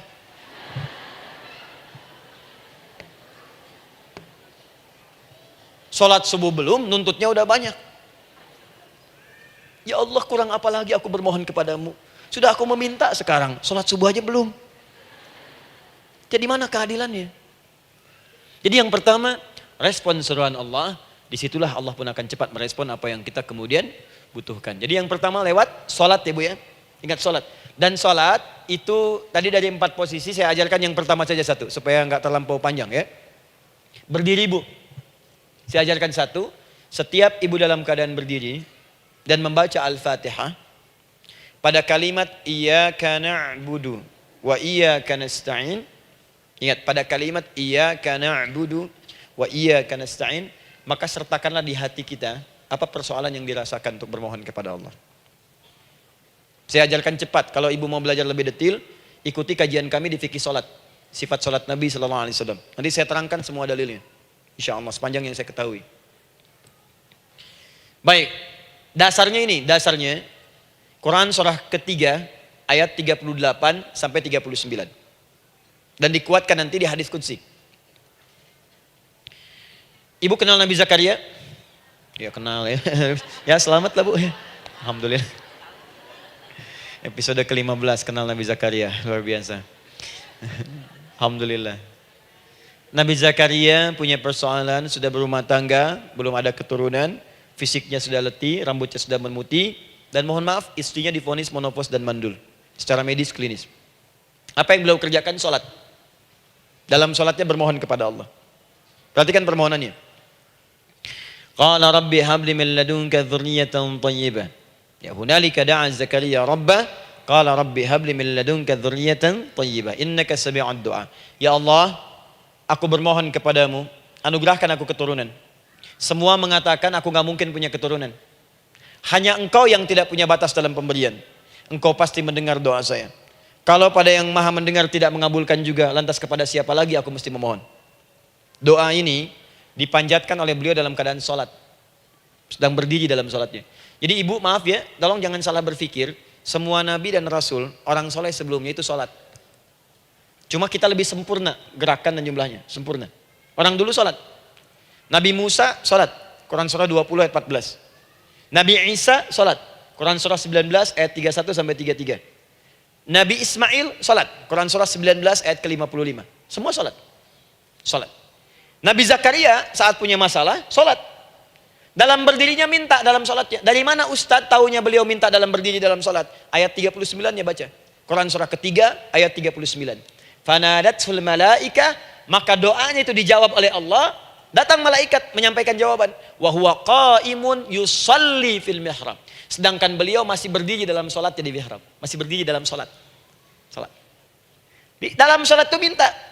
Makanya semua bacaan sholat itu permintaan isinya. Dan dikabulkan oleh Allah. Anallaha yubashshiruka bi Yahya. Allah kasih kabar gembira, engkau akan punya anak, langsung namanya dari Allah Yahya. Artinya hidup yang mustahil menurut manusia. Lahir dari rahim seorang perempuan yang divonis monopos dan mandul menurut medis. Kata Allah, tidak ada yang mustahil bagiku. Lahir dan hidup dia, Yahya. Kapan terjadinya? Sedang sholat. Kapan saat sholatnya? Berdiri. Nah, yang paling menarik, Bu, umatnya Nabi Muhammad SAW ditunggu oleh Allah 5 kali dalam sehari. Dan dimintakan sebelum sholat untuk menyiapkan permohonannya. Maka turunlah Quran surah kedua ayat ke-45. Ibu lihat ayatnya. Wasta'inu bis-sabri was-salah. Bahkan ditegaskan lagi. Di Quran surah kedua ayat 153. Paling kanan sebelah bawah. Ya ayyuhalladzina amanu ista'inu bis-sabri was-salah. Yang pertama, nggak pakai panggilan iman. Wasta'inu, kata Allah, hei, kalau kamu punya masalah, jangan mengeluh, jangan berkeluh kesah, jangan terlampau banyak gelisah, cepat siapkan dirimu untuk menunaikan sholat. Siapkan permohonanmu, minta kepada aku lewat sholat. Kalau belum yakin, disebutkan imannya. Ya ayyuhalladzina amanu, hei orang-orang yang masih merasa punya iman, katanya punya iman. Jadi kalau ibu nggak mau minta lewat sholat, dipertanyakan imannya. Kamu punya iman gak? Kata Allah. Yakin gak dengan saya? Kalau punya masalah jangan mengeluh. Datang pada saya minta. Lewat sholat, saya panggil sholat minta. Kalau masih merasa punya iman. Tuh, iman kita tuh dipertaruhkan di situ.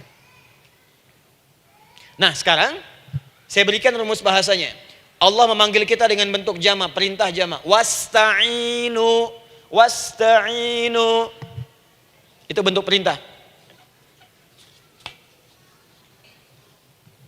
Wasta'inu, bentuk perintah.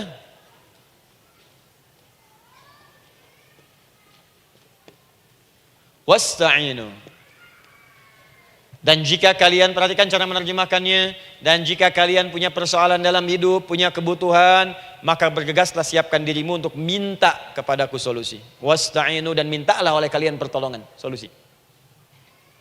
Bisabri wassalah. Pertama, sabar dulu. Sebelum sholat, sabar dulu dengan itu. Tahan dulu. Terima dulu. Jangan mengeluh, terima dulu. Nanti dalam sholat minta solusi. Itu maksudnya. Punya masalah sekarang jam 9 lewat. Sabar, tahan dulu. Koreksi diri, istighfar. Nanti zuhur minta. Atau duha sekarang sholat. Datang ke masjid, sholat duha minta. Tahiyatul masjid minta sekarang. Sabar. Ini sabar, terima dulu. Jangan mengeluh, sabar. Ingat, terima, sabar. Karena Allah mustahil memberikan ujian masalah kalau kita tidak sanggup menerimanya. La yukallifullahu nafsan illa. Saya sering katakan, Bu, ya, maaf kalau kalimat ini mungkin kurang berkenan, tapi kalimat ini nyata. Kalau ibu sekarang punya masalah seberat apapun, itu artinya hanya ibu yang sanggup untuk menerimanya. Saya tidak. Betul, karena itu persoalan itu dititipkan kepada ibu, bukan kepada seorang bernama Adi Hidayat. Ibu yang dipercaya. Ya, ibu dipercaya oleh Allah. Kenapa ibu tidak yakin dengan itu? Karena cuma ibu yang bisa mengatasi. Ibu yang mampu, saya tidak. Karena itu dititipkan pada ibu. Kaidahnya, la yukallifullahu nafsan illa wus'aha. Allah nggak akan berikan beban, ujian, masalah kalau dia nggak mampu. Artinya kalau saya nggak mampu, saya nggak dikasih. Ibu mampu, ibu diberi. Jangan mengeluh. Kenapa mesti saya, ya Allah? Kamu mampu. Ya Allah, why me? Why not? Kamu yang bisa. Nah sekarang, wassalah, setelah terima itu, tapi juga jangan terlampau kepedean. Memang cuma saya yang mampu ya, bikin status. Kemudian sholat, kita akan katakan, ya Allah, Engkau perintahkan saya untuk minta tolong. Sekarang saya akan minta kepadamu. Lalu kita katakan, maaf ya, ya Allah, saya sekarang punya masalah, saya ingin bermohon kepadamu, saya ingin minta kepadamu ya Allah, saya mohon ya Allah. Maaf Bu ya, maaf ya, sebentar. Ibu kalau punya masalah sedikit atau banyak? Banyak. Yang punya masalah ibu saja atau anak juga punya masalah? kadang-kadang bukankah anak yang punya masalah ibu yang minta? Bukankah suami yang punya persoalan ibu yang bermohon? Kan? Karena itu, kalau kita ingin memohon kepada Allah dengan persoalan yang kompleks mewakili yang banyak, maka pertama kalimatnya diawali dengan huruf na. Berarti kami, kita, semua. Jelas ya? Nah, ibu ingin robah kalimatnya minta tolong. Kata Allah, minta kepadaku pertolongan. Wasta'inu. Ibu ingin robah menjadi bentuk permintaan. Rubah kalimatnya menjadi nasta'in. Nasta'in. Nasta'in.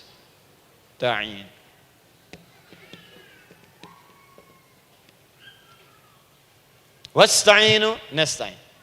Minta kepada siapa tadi? Allah. Boleh minta kepada selain Allah?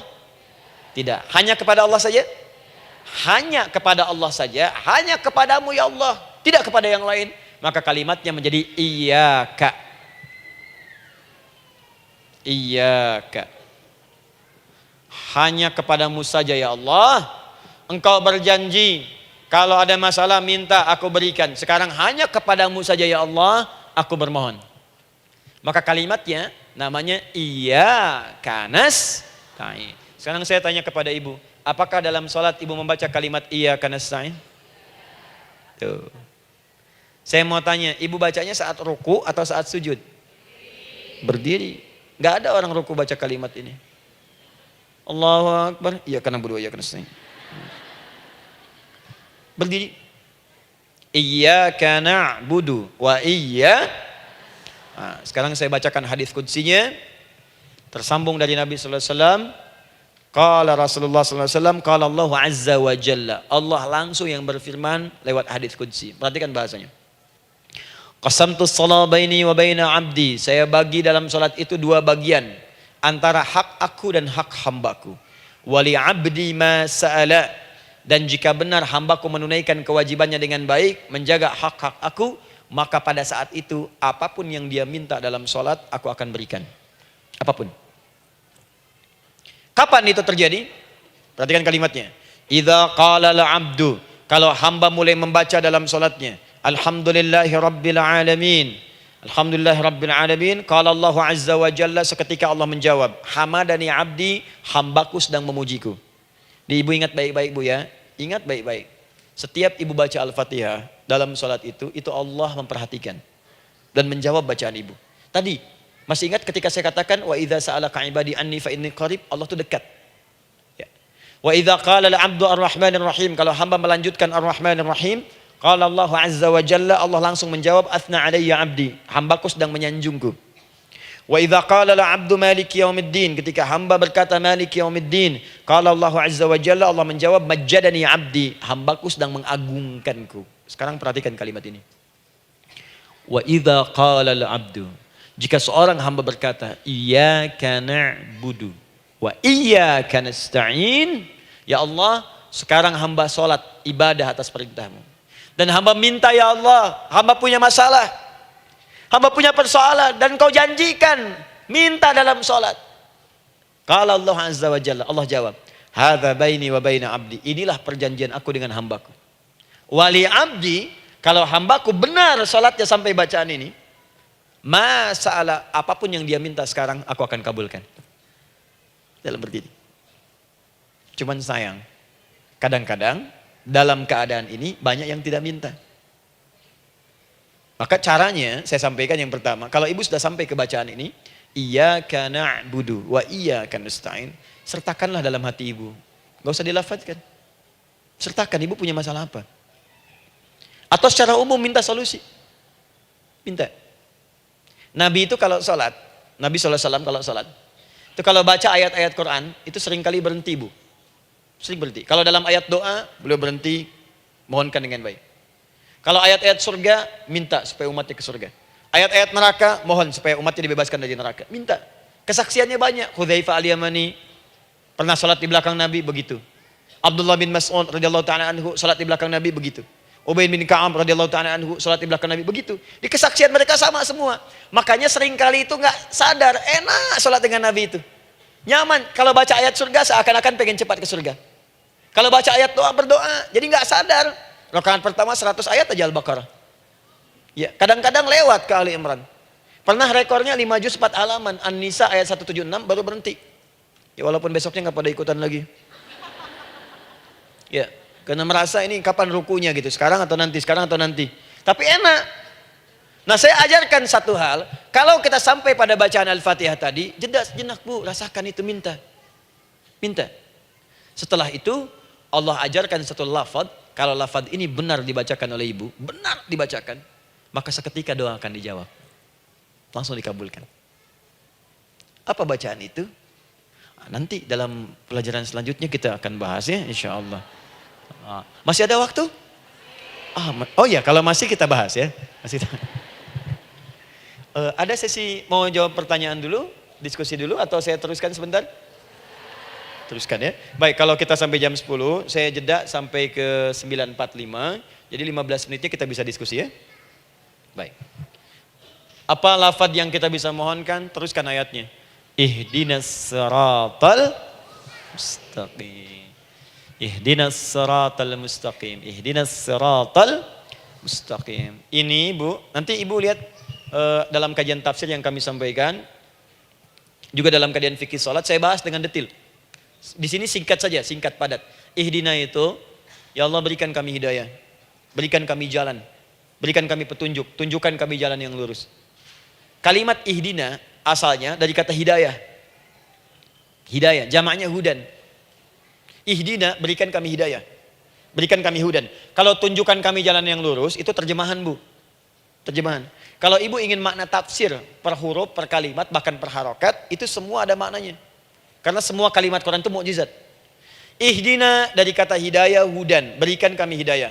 Hidayah dalam bahasa Arab itu banyak maknanya. Bisa solusi dari semua persoalan. Bisa jalan menuju kemudahan. Bisa kesuksesan. Bisa petunjuk, banyak. Kalau dikumpulkan namanya hudan, hudan. Makanya Al-Quran disebut hudan, karena di Quran ada semua. Solusi ada, petunjuk ada, kemudahan ada. Dzalikal kitabu la raiba fi hudal. Al-Quran hudan. Syahrul Ramadan alladzi unzila fihi al-Quran hudan linnas. Isi Quran semua hudan. Di situ ada solusi. Di situ ada petunjuk. Di situ ada kemudahan. Kalau kita ingin minta semua itu, kalimatnya dikatakan fi'il amr lit talab. Permohonan dalam bentuk kalimat permintaan. Ihdina, berikan kepada kami hudan. Kalau sudah mengatakan ihdina artinya minta solusi, minta kemudahan, minta petunjuk. Jadi ketika ibu mengucapkan kalimat ihdinas siratal mustaqim, itu artinya ya Allah berikan kepada kami solusi dari masalah yang sedang saya hadapi. Berikan petunjuk dari persoalan yang sedang saya jalani. Berikan kemudahan ya Allah dari kesulitan yang tengah saya hadapi. As-siratal mustaqim, yang lurus, yang gampang. Karena jalan yang gampang itu lurus, gak berkelok Bu. Langsung ke tujuan. Saya mau ke sini jalannya belok-belok, gak langsung kan gak enak. Ibu mau ke satu undangan, jalannya belok sini, belok sini, belok sini, belok sini. Kelokan 9, kelokan 7, kelokan 8. Ya. Kan rasanya berliku. Ibu ingin mendapatkan solusi, tapi dilempar-lempar. Ke sini dulu, berkelok. Sini dulu, sini dulu, sini dulu. Kenapa gak ibu lurus dapatkan langsung? Dalam bahasa Arab, apalagi kalimat yang fasih, mendapatkan sesuatu dengan gampang, dengan mudah. As-siratal mustaqim, lurus ke tujuan, cepat, mudah. Apalagi ke surga nanti, tunjukkan kami jalan yang lurus, yang benar, hak dari Allah dan mudah didapatkan. Itu maksudnya. Ini bukan sekedar tunjukkan jalan yang lurus, solusi yang mudah, yang gampang, yang cepat. Paham di sini ya? Seperti orang-orang dulu mendapatkannya. Siratal ladzina an'amta 'alaihim. Seperti orang dulu mendapatkan semua kenikmatan ketika mereka bermohon kepadamu ya Allah. Siapa mereka? Ada 4 golongan disebutkan di Quran surah keempat ayat 69. Ada para nabi, orang-orang jujur siddiqin, para syuhada dan orang-orang soleh. Ya, wa may yuti'illaha wa rasul fa ulaika ma'al ladzina an'ama Allahu 'alaihim minan nabiyyina was-siddiqina wasyuhada was-shalihin. Para nabi dulu berdoa, ya Allah, saya ada masalah, dikabulkan. Kita minta ya Allah, sekarang saya berdoa, tolong kabulkan seperti nabi-nabi dulu dikabulkan. Nabi Ayub sakit, berdoa dikabulkan. Kita sakit, dikabulkan. Nabi Ibrahim ada ujian, dikabulkan. Nabi Ibrahim punya ujian dengan anak. Kita ada ujian dengan anak, minta dikabulkan. Anak-anak berselisih, ada yang dendam, yang iri. Seperti anaknya Nabi Yakub. Nabi Yakub berdoa dikabulkan, kita minta dikabulkan. Ada syuhada, berdoa dikabulkan, kita minta dikabulkan. Orang soleh berdoa, minta dikabulkan, kita minta dikabulkan. Ya Allah, seperti engkau kabulkan doa orang-orang dulu yang melahirkan nikmat, mohon kabulkan kami yang minta sekarang dan mendapatkan kenikmatan itu. Itu maksudnya. Ya, siratal ladzina an'amta alaihim. Siapa an'amta alaihim di sini? Ulaikal ladzina an'amallahu alaihim. Sama persis kalimatnya. Minan nabiyyina was-siddiqina wasyuhada'i was-shalihin. Ini jangan diartikan sebatas terjemahan. Walaupun di musim haji sekarang itu bisa dipakai. Saya tugas 2010 di Mekah. Ada jemaah kesasar, lupa maktab. Kemudian ingin balik, nggak tahu jalan. Dia ketemu askar.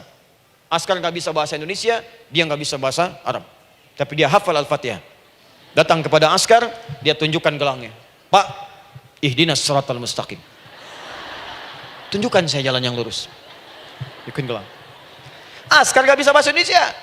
Dikasih bahasa Arab nggak paham-paham. Tapi askar ini pun cerdas. Dia tunjuk, dia lihat gelangnya. Oh, maktab sana. Siratal ladzina an'amta alaihim ghairil maghdubi alaihim waladdallin. Lurus, jangan belok-belok. Kalau belok nanti engkau tersesat atau dicaci maki orang. Maghdub ya dicela orang. Dhalin tersesat, kan? Jangan dicela, jangan sesat, lurus. Tapi kalau dalam berdoa dalam sholat minta di hati hadirkan. Jelas ya? Itu posisi pertama. Jadi pertama minta lewat sholat. Yang kedua cepat rajin istighfar, Bu. Saya cepat ya, rajin istighfar. Saya ada 7 menit lagi. Ibu rajin istighfar. Astaghfirullah, astaghfirullah, astaghfirullah, astaghfirullah. Itu yang paling singkat. Astaghfirullahaladzim, astaghfirullahaladzim, astaghfirullahaladzim. Itu yang menengah. Astaghfirullahaladzim alladzi la ilaha illa huwal hayyul qayyum wa natubu ilaihi. Astaghfirullahaladzim alladzi la ilaha illa huwal hayyul qayyum wa natubu ilaihi. Astaghfirullahaladzim alladzi la ilaha illa huwal hayyul qayyum wa natubu ilaihi. Itu yang cukup panjang. Ibu rajin istighfar. Orang yang rajin istighfar itu diantara yang disebutkan dalam riwayat-riwayat adalah orang-orang yang cepat dijawab doanya. Hanya dengan istighfarnya. Jadi dia tuh punya keinginan, dia nggak katakan. Jadi keinginan di benaknya dia, terus dia istighfar. Astagfirullah, astagfirullah, astagfirullah. Itu kalau benar rajin istighfar, seketika dikabulkan. Cepat. Ada seorang yang hidup, ini tukang roti. Di zaman Imam Ahmad bin Hanbal. Saya pernah kisahkan ini di beberapa keadaan. Orang ini, itu ahli istighfar. Jadi maaf ya Bu ya, bukan istighfarnya pas ada keperluan aja, bukan. Ada ta'lim Ustaz Adi, sab pertama, astagfirullah, astagfirullah, astagfirullah, bukan. Besok ada arisan, astagfirullah, astagfirullah, bukan. Jadi bukan ada keperluan, istighfar bukan. Orang ini membiasa istighfar. Jadi setiap mengerjakan apapun dia istighfar. Mau minum, bismillah, astagfirullah, astagfirullah. Dia setiap buka adonan, astagfirullah, astagfirullah. Nah satu ketika, Imam Ahmad itu nggak tahu kenapa, pengen datang ke daerah itu. Ya kalau misalnya ibu tinggal di Cicahem, misalnya kan Imam Ahmad tiba-tiba pengen ke Cicahem aja. Terus karena lelah, mampir ke masjid. Istirahat di dalam masjid. Tiba-tiba kata penjaga masjidnya, DKM-nya, marbotnya, ya Syekh, idhab, pergi, nggak boleh tiduran di sini. Kata Imam Ahmad, saya kan cuma numpang istirahat, nggak boleh keluar. Dan dia nggak tahu kalau itu imam besar. Dan Imam Ahmad itu sudah populer Bu, sangat famous, familiar. Cuman orang kan nggak pernah lihat wajahnya. Dulu kan nggak ada Facebook, nggak ada Instagram, nggak ada handphone, nggak ada apa-apa. Jadi kalau orang terima Ahmad, ya Ahmad aja kemana-mana. Oh, no, Imam Ahmad, dia Imam Ahmad, Imam besar, Imam Syafi'i, Imam besar. Tapi nggak pernah lihat. Sekarang kan udah kelihatan. Ya, udah kelihatan. Sekarang banyak. Makanya orang dulu itu senang begitu tahu, dikasih tahu Nabi aja ke Madinah Bu. Nggak ada yang tahu kalau itu Nabi Muhammad kalau belum pernah lihat. Karena beliau di bawah, Abu Bakar di atas. Abu Bakar kan naik kan, untanya Nabi. Nabi Muhammad pas di bawah gantian tuh di jalan. Orang mengira yang di atas unta Nabi Muhammad. Padahal Nabi Muhammad yang jalan kaki, nggak kelihatan. Makanya responnya boleh ketika tahu Nabi, senang luar biasa. Minta doa, minta ini, minta itu. Orang sekarang tidak. Karena sering banyak lihat di TV, media sosial, begitu ketemu, minta foto. Ini lain kisahnya, nggak tahu dia, pergi keluar. Kata Imam Ahmad, ya sudah, keluar beliau, nggak mau ribut. Istirahat di luar, di pelataran. Di sini juga nggak boleh. Lihat kalimatnya, barah, keluar, pergi. Barah itu kasar Bu. Begitu kemudian didebat lagi, saya cuma di luar. Rawah itu dari kata roh Bu, itu paling kasar. Artinya keluar dengan roh-rohnya sekalian. Rohnya pun jangan di sini. Ya. Jadi kalau ibu nanti di Masjidil Haram misalnya kan, ada kalimat itu artinya kesel bu askarnya. Ya, keluar. Misalnya, idhabi enti. Nggak mau, saya mau di sini. Ya, Barwa pergi. Sampai ke ruah dengan roh-rohnya. Itu artinya ibu disuruh pergi. Ya, bukan jangan mengelak lagi. Ruah. Saya bukan ruah, saya roh hayati. Suruh pergi. Pergi. Imam Ahmad pergi tuh akhirnya. Pergi, di jalan kelihatan ada tukang roti tadi. Begitu kelihatan capek lah dipanggil, Syekh, kayaknya lelah istirahat di sini. Dan tukang roti pun nggak tahu kali itu Imam Ahmad. Begitu istirahat, duduk, kelihatan Imam Ahmad setiap buka adonan, astagfirullah. Bikin lagi, astagfirullah. Imam Ahmad tahu faidah itu. Tapi ingin menguji tukang roti ini, ditanya. Ya akhi, kamu ini kenapa setiap Anda menanak adonan itu, tepung itu, Anda mengucapkan istighfar, astagfirullah. Perhatikan jawabannya. Wallahi demi Allah, tidak pernah saya beristighfar dalam setiap aktivitas saya, kecuali Allah selalu mengabulkan doa yang saya mohonkan. Di setiap minta, astagfirullah, itu dikabulkan. Cuman satu yang sampai sekarang belum terkabul. Apa itu kata Imam Ahmad? Saya ini selalu bermohon kepada Allah, ya Allah, mohon sebelum saya wafat atau setelah ia wafat, pertemukan saya ya Allah dengan Imam Ahmad bin Hambal. Sebelum saya yang wafat atau Imam Ahmad. Kata Imam Ahmad, astagfirullah. Allahu Akbar. Itu mungkin yang memperjalankan saya kemari. Tiba-tiba pengen ke sini, sampai diusir keluar dari rumah Allah dari masjid, sampai di sini karena istighfar Anda. Sayalah Imam Ahmad bin Hambal. Astagfirullah. Imam Ahmad ke situ datang. Tolong jangan lakukan pada saya. Salah di hidayat ya Allah. Astagfirullah. Saya jawab lagi dari sana. La haula wala quwata illa billah. Ini istighfar. Nah, kapan istighfar yang baik? Istighfar yang baik dilakukan setelah tahajud sebelum fajar. Saya ulang ya. Setelah tahajud sebelum fajar. Dalilnya Quran surah ke-51 ayat 18. Baca dari ayat 15 sampai 18-nya. Jadi ibu kalau mau seperti itu, rajin tahajud dulu bu. Tahajud. Setelah itu biasakan istighfar. Itu latihan dulu, itu baru latihan. Ingat ya, istighfar menjelang fajar di waktu sahar, itu baru latihan. Astagfirullah. Nanti kalau sudah banyak latihan, ibu akan refleks. Mau duduk masuk mobil, astagfirullah. Duduk mau makan, astagfirullah. Ya, kadang-kadang ibu mau ambil handphone, astagfirullah. Itu refleks di lisan kita keluar. Ahli istighfar itu nggak direncanakan keluar di lisannya. Astagfirullah. Kalau sudah seperti itu, berbahagialah. Karena apapun kadang ibu inginkan, sepanjang itu ibu butuhkan, seketika dikabulkan. Ya. Yang ketiga, yang terakhir. Sudah 9:45, boleh sedikit? Ya, yang terakhir ya, terakhir. Jangan khawatir, setelah ini selesai. Jangan khawatir. Yang ketiga, ini amalan yang paling dahsyat. Jadi yang pertama minta dikabulkan. Yang kedua baru istighfar dikabulkan. Yang ketiga nggak ngapa-ngapain dijawab. Artinya baru terbersit, ada keinginan jawab seketika. Amalan yang ketiga ini adalah amalan yang dikerjakan karena cinta kepada Allah Subhanahu wa taala. Mahabbatillah, kecintaan kepada Allah. Amalan yang dikerjakan karena cinta kepada Allah Subhanahu wa taala. Amalannya mencintai Allah. Beda bu. Salat dengan cinta dibandingkan dengan salat karena memenuhi kebutuhan atau kewajiban saja, itu akan lain. Ibu kalau benar-benar mencintai Allah, maka dalam salat pun persiapannya akan beda. Saya beri contoh gini ya. Dari pakaian akan lain kata Al-Quran. Quran surah 7 ayat 31. Ya bani Adam khudhu zinatakum inda kulli masjid. Hei anak cucu Adam, kalau ada panggilan dari masjid, kenakan pakaian terindahmu. Di orang-orang yang mencintai Allah saat akan sholat, dia akan perhatikan dari pakaiannya. Jauhkan dari yang haram. Terus cari yang paling baik yang dia kenakan. Gak akan sembarangan. Kalau ibu pakai mukena juga cari mukena yang paling indah. Bukan karena pengen dilihat orang. Karena ingin Allah menyaksikan sholat ibu dalam keadaan yang sempurna. Wudu. Wudu tuh hati-hati gitu. Quran surah ke-5 ayat ke-6. Ya ayyuhalladzina amanu idza qumtum ila shalah faghsilu wujuhakum wa aydiyakum ilal marafiq wamsahu bi ru'usikum wa arjulakum ilal ka'bain. Dikala ada orang beriman mencintai Allah, mau salat, dia mau wudu, wudunya enggak akan sembarangan, Bu. Cuman basuh. Ya, bagian kepala juga harusnya kepala, dia rambut, takut selesai. Sampai ke kaki cuma disodorkan di keran, beres. Itu sih, anak kecil juga bisa. Orang ini lain. Dia akan pelan-pelan dilihat secara sempurna.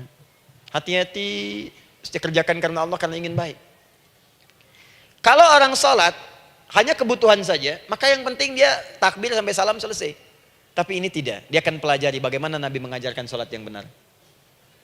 Bagaimana bacaan saya benar. Dia belajar ngaji supaya benar bacaan Fatihahnya. Dia belajar dengan baik supaya khusyuk di dalam sholatnya. Dia pahami satu-satu.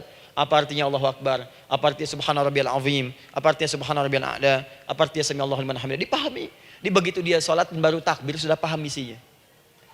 Jika ada orang seperti ini, dia mengerjakan apa yang Allah perintahkan karena cinta dengan Allah. Dia berzakat karena ingin mencintai Allah.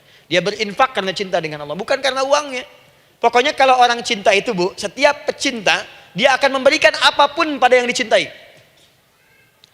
Walaupun tadi minta. Dan pecinta itu sifatnya, kalau yang dicintainya senang sesuatu, akan otomatis ikut senang.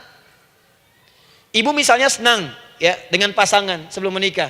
Pasangan senang kucing, ibu akan terpaksa senang kucing. Ibu cinta dengan anak, semua akan diikuti apa yang diinginkan. Seperti itu, cinta itu butuh pembuktian. Karena itu sering saya katakan pada akhwat ya yang belum menikah, yang masih muda-muda belum menikah, cinta itu butuh pembuktian. Jadi jangan percaya kalau ada orang yang bicara di lisannya nggak ada buktinya. Aku akan seperti Dilan membawamu dalam motorku. Katakan padanya, aku tak butuh dengan rayuan kata-katamu. Itu hanya angin surga. Yang kubutuhkan, tuliskan namaku di buku nikah kita. Wah, catat. Itu caranya. Main ke Taman Dilan, cuman boncengan. Seakan dunia milik berdua, yang lain gak ada. Gombal. Udah ya? Jelas? Jadi amalan yang ketiga ini kerjakan karena Allah. Saya mau contohkan satu. Ibu pernah dengar Imam Malik bin Anas? Pernah ya? Gurunya Al-Imam Asy-Syafi'i, Imam Malik bin Anas, lahir di kisaran tahun 94-95 Hijrah. Siap, Kang Dan. Baik, ini terakhir nih saya tutup nih. Benar-benar terakhir. Betul-betul. 10 menit lagi kalau ada nanti tanya jawab sedikit. Imam Malik ini, Bu, itu Masya Allah. Saking cinta pada Allah dan Rasul, itu tidak pernah, jangankan sholat. Dalam beliau memberikan fatwa pun akan mencari pakaian yang paling bagus. Paling indah. Dan beliau menjaga adab dalam menyampaikan kalimat Nabi pun itu luar biasa. Sampai satu kali pernah pakai jubah bagus, indah. Ada lebah menyengat di kepalanya, sedang menyampaikan hadis. Saking hormatnya terhadap hadis Nabi, lebah itu dibiarkan menyengatnya. Nggak mau memutus kalimat Nabi, hadis Nabi hanya untuk mengusir lebah, dibiarkan sampai tersengat. Apa yang Allah berikan kepada beliau? Allahu Akbar. Satu kali singkat, berdiskusi dengan muridnya Imam Asy-Syafi'i. Kata Imam Asy-Syafi'i, ya guru, setahu saya rizki itu dicari dulu baru dikasih.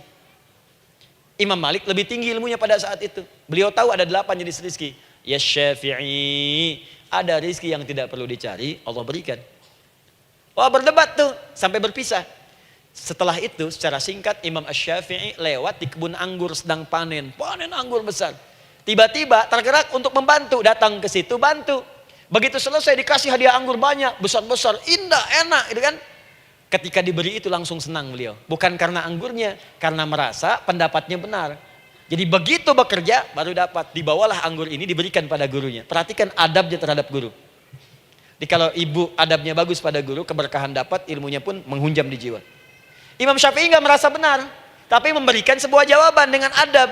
Guru, tadi itu ada panen anggur, saya mencoba membantu. Begitu saya bantu dikasih anggur, dikencangkan kalimatnya. Begitu saya bantu dikasih. Dibantu dulu baru dikasih. Kalau saya nggak bantu, saya nggak dikasih. Apa jawab Imam Malik? Imam Malik tersenyum, tertawa. Tabassama dhahika. Masya Allah, Syafi'i, bahasa kita. Tadi itu saya keluar, mau ngajar. Siang-siang terik begini, saya kepikiran, ya Allah, kalau makan anggur yang enak-enak, enak banget sekarang ini. Ada anggur sekarang. Tuh. Murid berikhtiar, guru mendapatkan hasil. Setelah itu Asy-Syafi'i naik dan jadi bintang di zamannya sampai kekinian pun luar biasa. Dan mendapatkan barakah gurunya seperti gurunya dapatkan, muridnya pun meraihnya.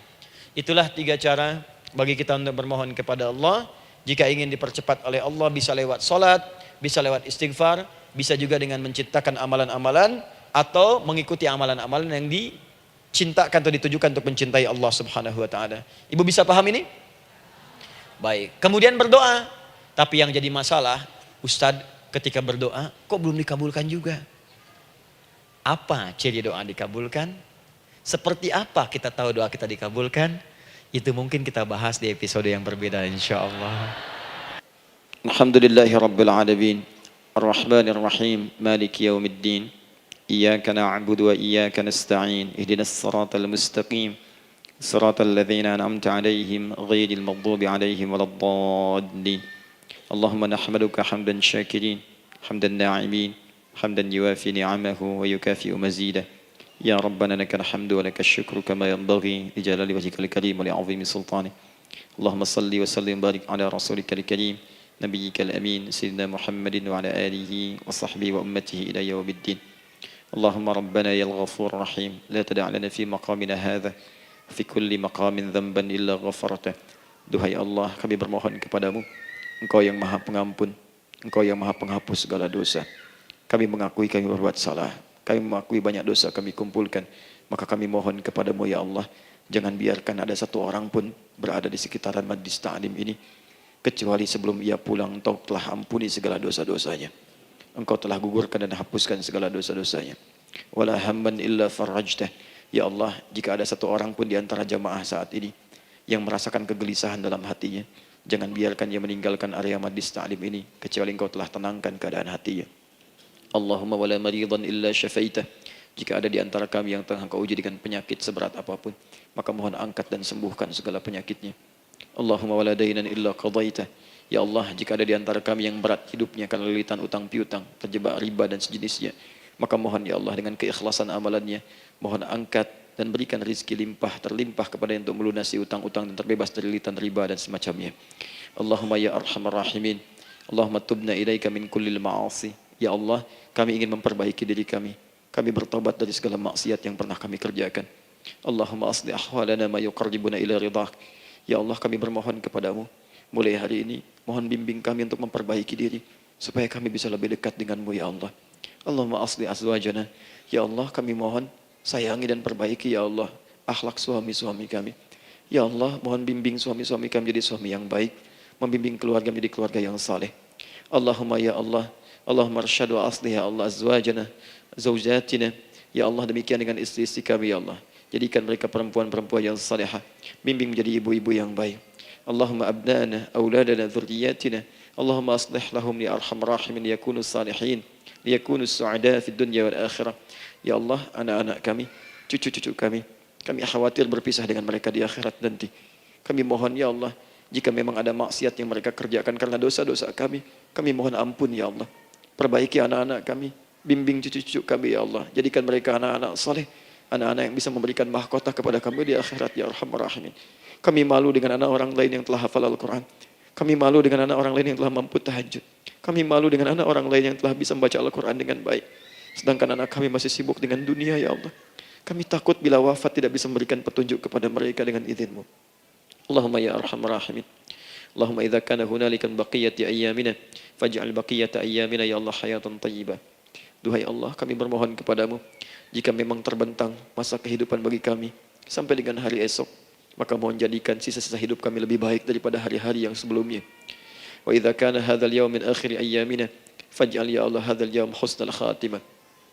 Ya Allah, kami mohon, jika memang hari ini adalah hari terakhir kami hidup dan harus kembali kepadamu untuk wafat, mohon jadikan di hari ini kami husnul khatimah. Allahumma qawwi lisanana ila kulli kalimat at-tauhid la ilaha illallah Muhammadur Rasulullah. Ya Allah, kami mohon, jika kelak kami akan wafat, ringankan lisan kami untuk mengucapkan kalimat tauhid la ilaha illallah Muhammadur Rasulullah. Wa ajib kalimatan biqaulika ya ayyatuhan nafsul mutmainnah irji'i ila rabbika radiyatan mardiyah fadkhuli fi ibadi wadkhuli jannati. Ya Allah, kami mohon kelak nanti dalam sakaratul maut nanti. Jika kami bermohon kepadamu dengan kalimat tauhid la ilaha illallah. Mohon jawab kalimat kami ya Allah dengan panggilanmu yang indah. Ya ayyatuhan nafsul mutmainnah. Hai jiwa yang sudah tenang. Irji'i ila rabbika radiyatan mardiyah. Hai cepat pulang menghadap kepada Rabbmu. Hai cepat pulang menghadap kepada Rabbmu. Hai cepat pulang menghadap kepada Rabbmu. Aku ridha dengan semua amalmu. Engkau pun akan ridha dengan semua pemberianku. Adkhuli fi ibadi wadkhuli jannati. Engkau aku masukkan dalam golongan hambaku. Aku siapkan surga untuk menyambutmu. Allahumma ishtaqna bi Rasulillah sallallahu alaihi wasallam. Ya Allah, kami rindu sekali dengan Rasulullah sallallahu alaihi wasallam. Lam na'ish ma'ahu fil hayat wa lam narahu fil manam. Kami belum pernah hidup bersama beliau di dunia, tidak mampu menatapnya di alam mimpi. Maka mohon ya Allah, jangan biarkan kami berpisah dengan Rasulullah di akhirat nanti ya Rabbal Alamin. Jumpakan kami dengan Rasulullah di taman Firdausmu yang paling indah. Allahumma ya arhamar rahimin. Allahumma rizqna yusra ya Allah. Likullil hujjaj. Ya Allah, anugerahkan kemudahan, kelapangan kepada para jemaah haji yang berhaji tahun ini ya arhamar rahimin. Allahumma taqabbal minhum ya Allah hajjahum, sa'yahum sa'yan mashkura, wa dhanbahum dhanban maghfura, wa tijaratahum tijaratan lan tabura. Ya Allah, jangan sia-siakan pengorbanan fisik mereka, biaya mereka, waktu mereka, tenaga mereka, emosi mereka. Terima haji mereka ya Allah. Jadikan sa'i mereka berhasil, tawaf mereka benar, jadikan seluruh manasik yang Kau ridhai ya arhamar rahimin. Allahumma ya Allah, rizq rizqan hasanan tayyiban liyahujju kulla man lam yahujj ya arhamar rahimin. Ya Allah, bagi kawan-kawan kami, kerabat kami, saudara kami, tetangga kami yang belum berhaji, maka anugerahkan kemudahan bagi mereka untuk berhaji ya Allah. Anugerahkan kelapangan untuk berhaji ya Allah. Sekalipun memang tidak terbuka kesempatan itu, maka mohon anugerahkan sifat mabrur kepada kami sekalipun tidak mendapati ibadahnya. Allahumma ya arhamar rahimin. Allahumma rizqna ya Allah nikmatan salihah. Ya Allah, anugerahkan kepada kami nikmat untuk menjadi orang saleh di dunia dan kembali kepadamu di akhirat dalam keadaan saleh. Alhiqna bis salihin ma'al ladzina an'amta 'alaihim minan nabiyyina was-siddiqina wasyuhada was-salihin wa hasuna ulaika rafiqa. Ya Allah, kumpulkan kelak kami di surga dengan para nabi, orang-orang saleh, para syuhada, orang-orang yang benar di hadapan-Mu. Itulah nikmat terbaik yang mampu kami dapatkan. Allahumma ya Rabb, Allahumma aslih Allah qulubana, ati anfusana taqwaha, wa zakkiha anta khairu man zakkaha, anta waliyuha wa maulaha. Ya Allah, jika memang kami telah Engkau anggap baik sampai dengan pagi hari ini, maka mohon jaga kami dalam keadaan baik sampai wafat ya Allah. Berikan kami kekuatan untuk istiqamah, jauhkan kami dari pengaruh nafsu ya arhamar rahimin. Ya Allah, jika ada saat ini orang-orang yang menyakiti kami ya Allah, berkhianat kepada kami ya Allah, menzalimi kami, maka mohon ampuni dosa mereka ya Allah. Maafkan mereka ya Allah. Bimbing mereka untuk sadar dan bertobat ya Allah. Titipkan dalam jiwa kami sifat untuk saling menyayangi ya Allah. Titipkan dalam jiwa kami sifat untuk saling memaafkan ya Allah. Titipkan dalam jiwa kami sifat untuk bisa memperhatikan ya Allah. Allahumma ya Rabb, Rabbana atina fid dunya hasanah wa fil akhirati hasanah wa qina adzabannar. Bifadlika subhana rabbika rabbil izzati amma yasifun. Wassalamun alal mursalin wa akhiru da'wana alhamdulillahi rabbil alamin. Sebelum saya akhiri dengan doa kifaratul majlis dan salam, saya ingin ucapkan terima kasih pada seluruhnya untuk ta'lim kita di pagi hari ini. Semoga Allah menerima semuanya dan semoga Allah muliakan. Dan terkhusus juga untuk Kang Daan, terima kasih untuk kali ini dan semoga istiqamah dalam kebaikan dan Masya Allah. Amin, amin. Beliau menginspirasi dan saya ingin menjadikan juga beliau sahabat dalam kehidupan untuk seluruhnya. Amin. Dan sahabat terbaik selalu memberikan yang terbaik untuk sahabatnya. Karena itu di pagi hari ini saya ingin sampaikan kepada Bapak Ibu sekalian, Bapak mungkin yang hadir, Ibu yang hadir, saya ingin berikan pada sahabat saya satu anugerah yang mungkin Allah titipkan. Saya akan ajak Kang Daan untuk menunaikan ibadah umrah dengan saya di bulan September insya Allah. Saat kami akan berangkat pada tanggal 9 September tahun 2019. Saya kira itu dan semoga bermanfaat insya Allah. Baik. Semoga Allah muliakan untuk semuanya. Terima kasih.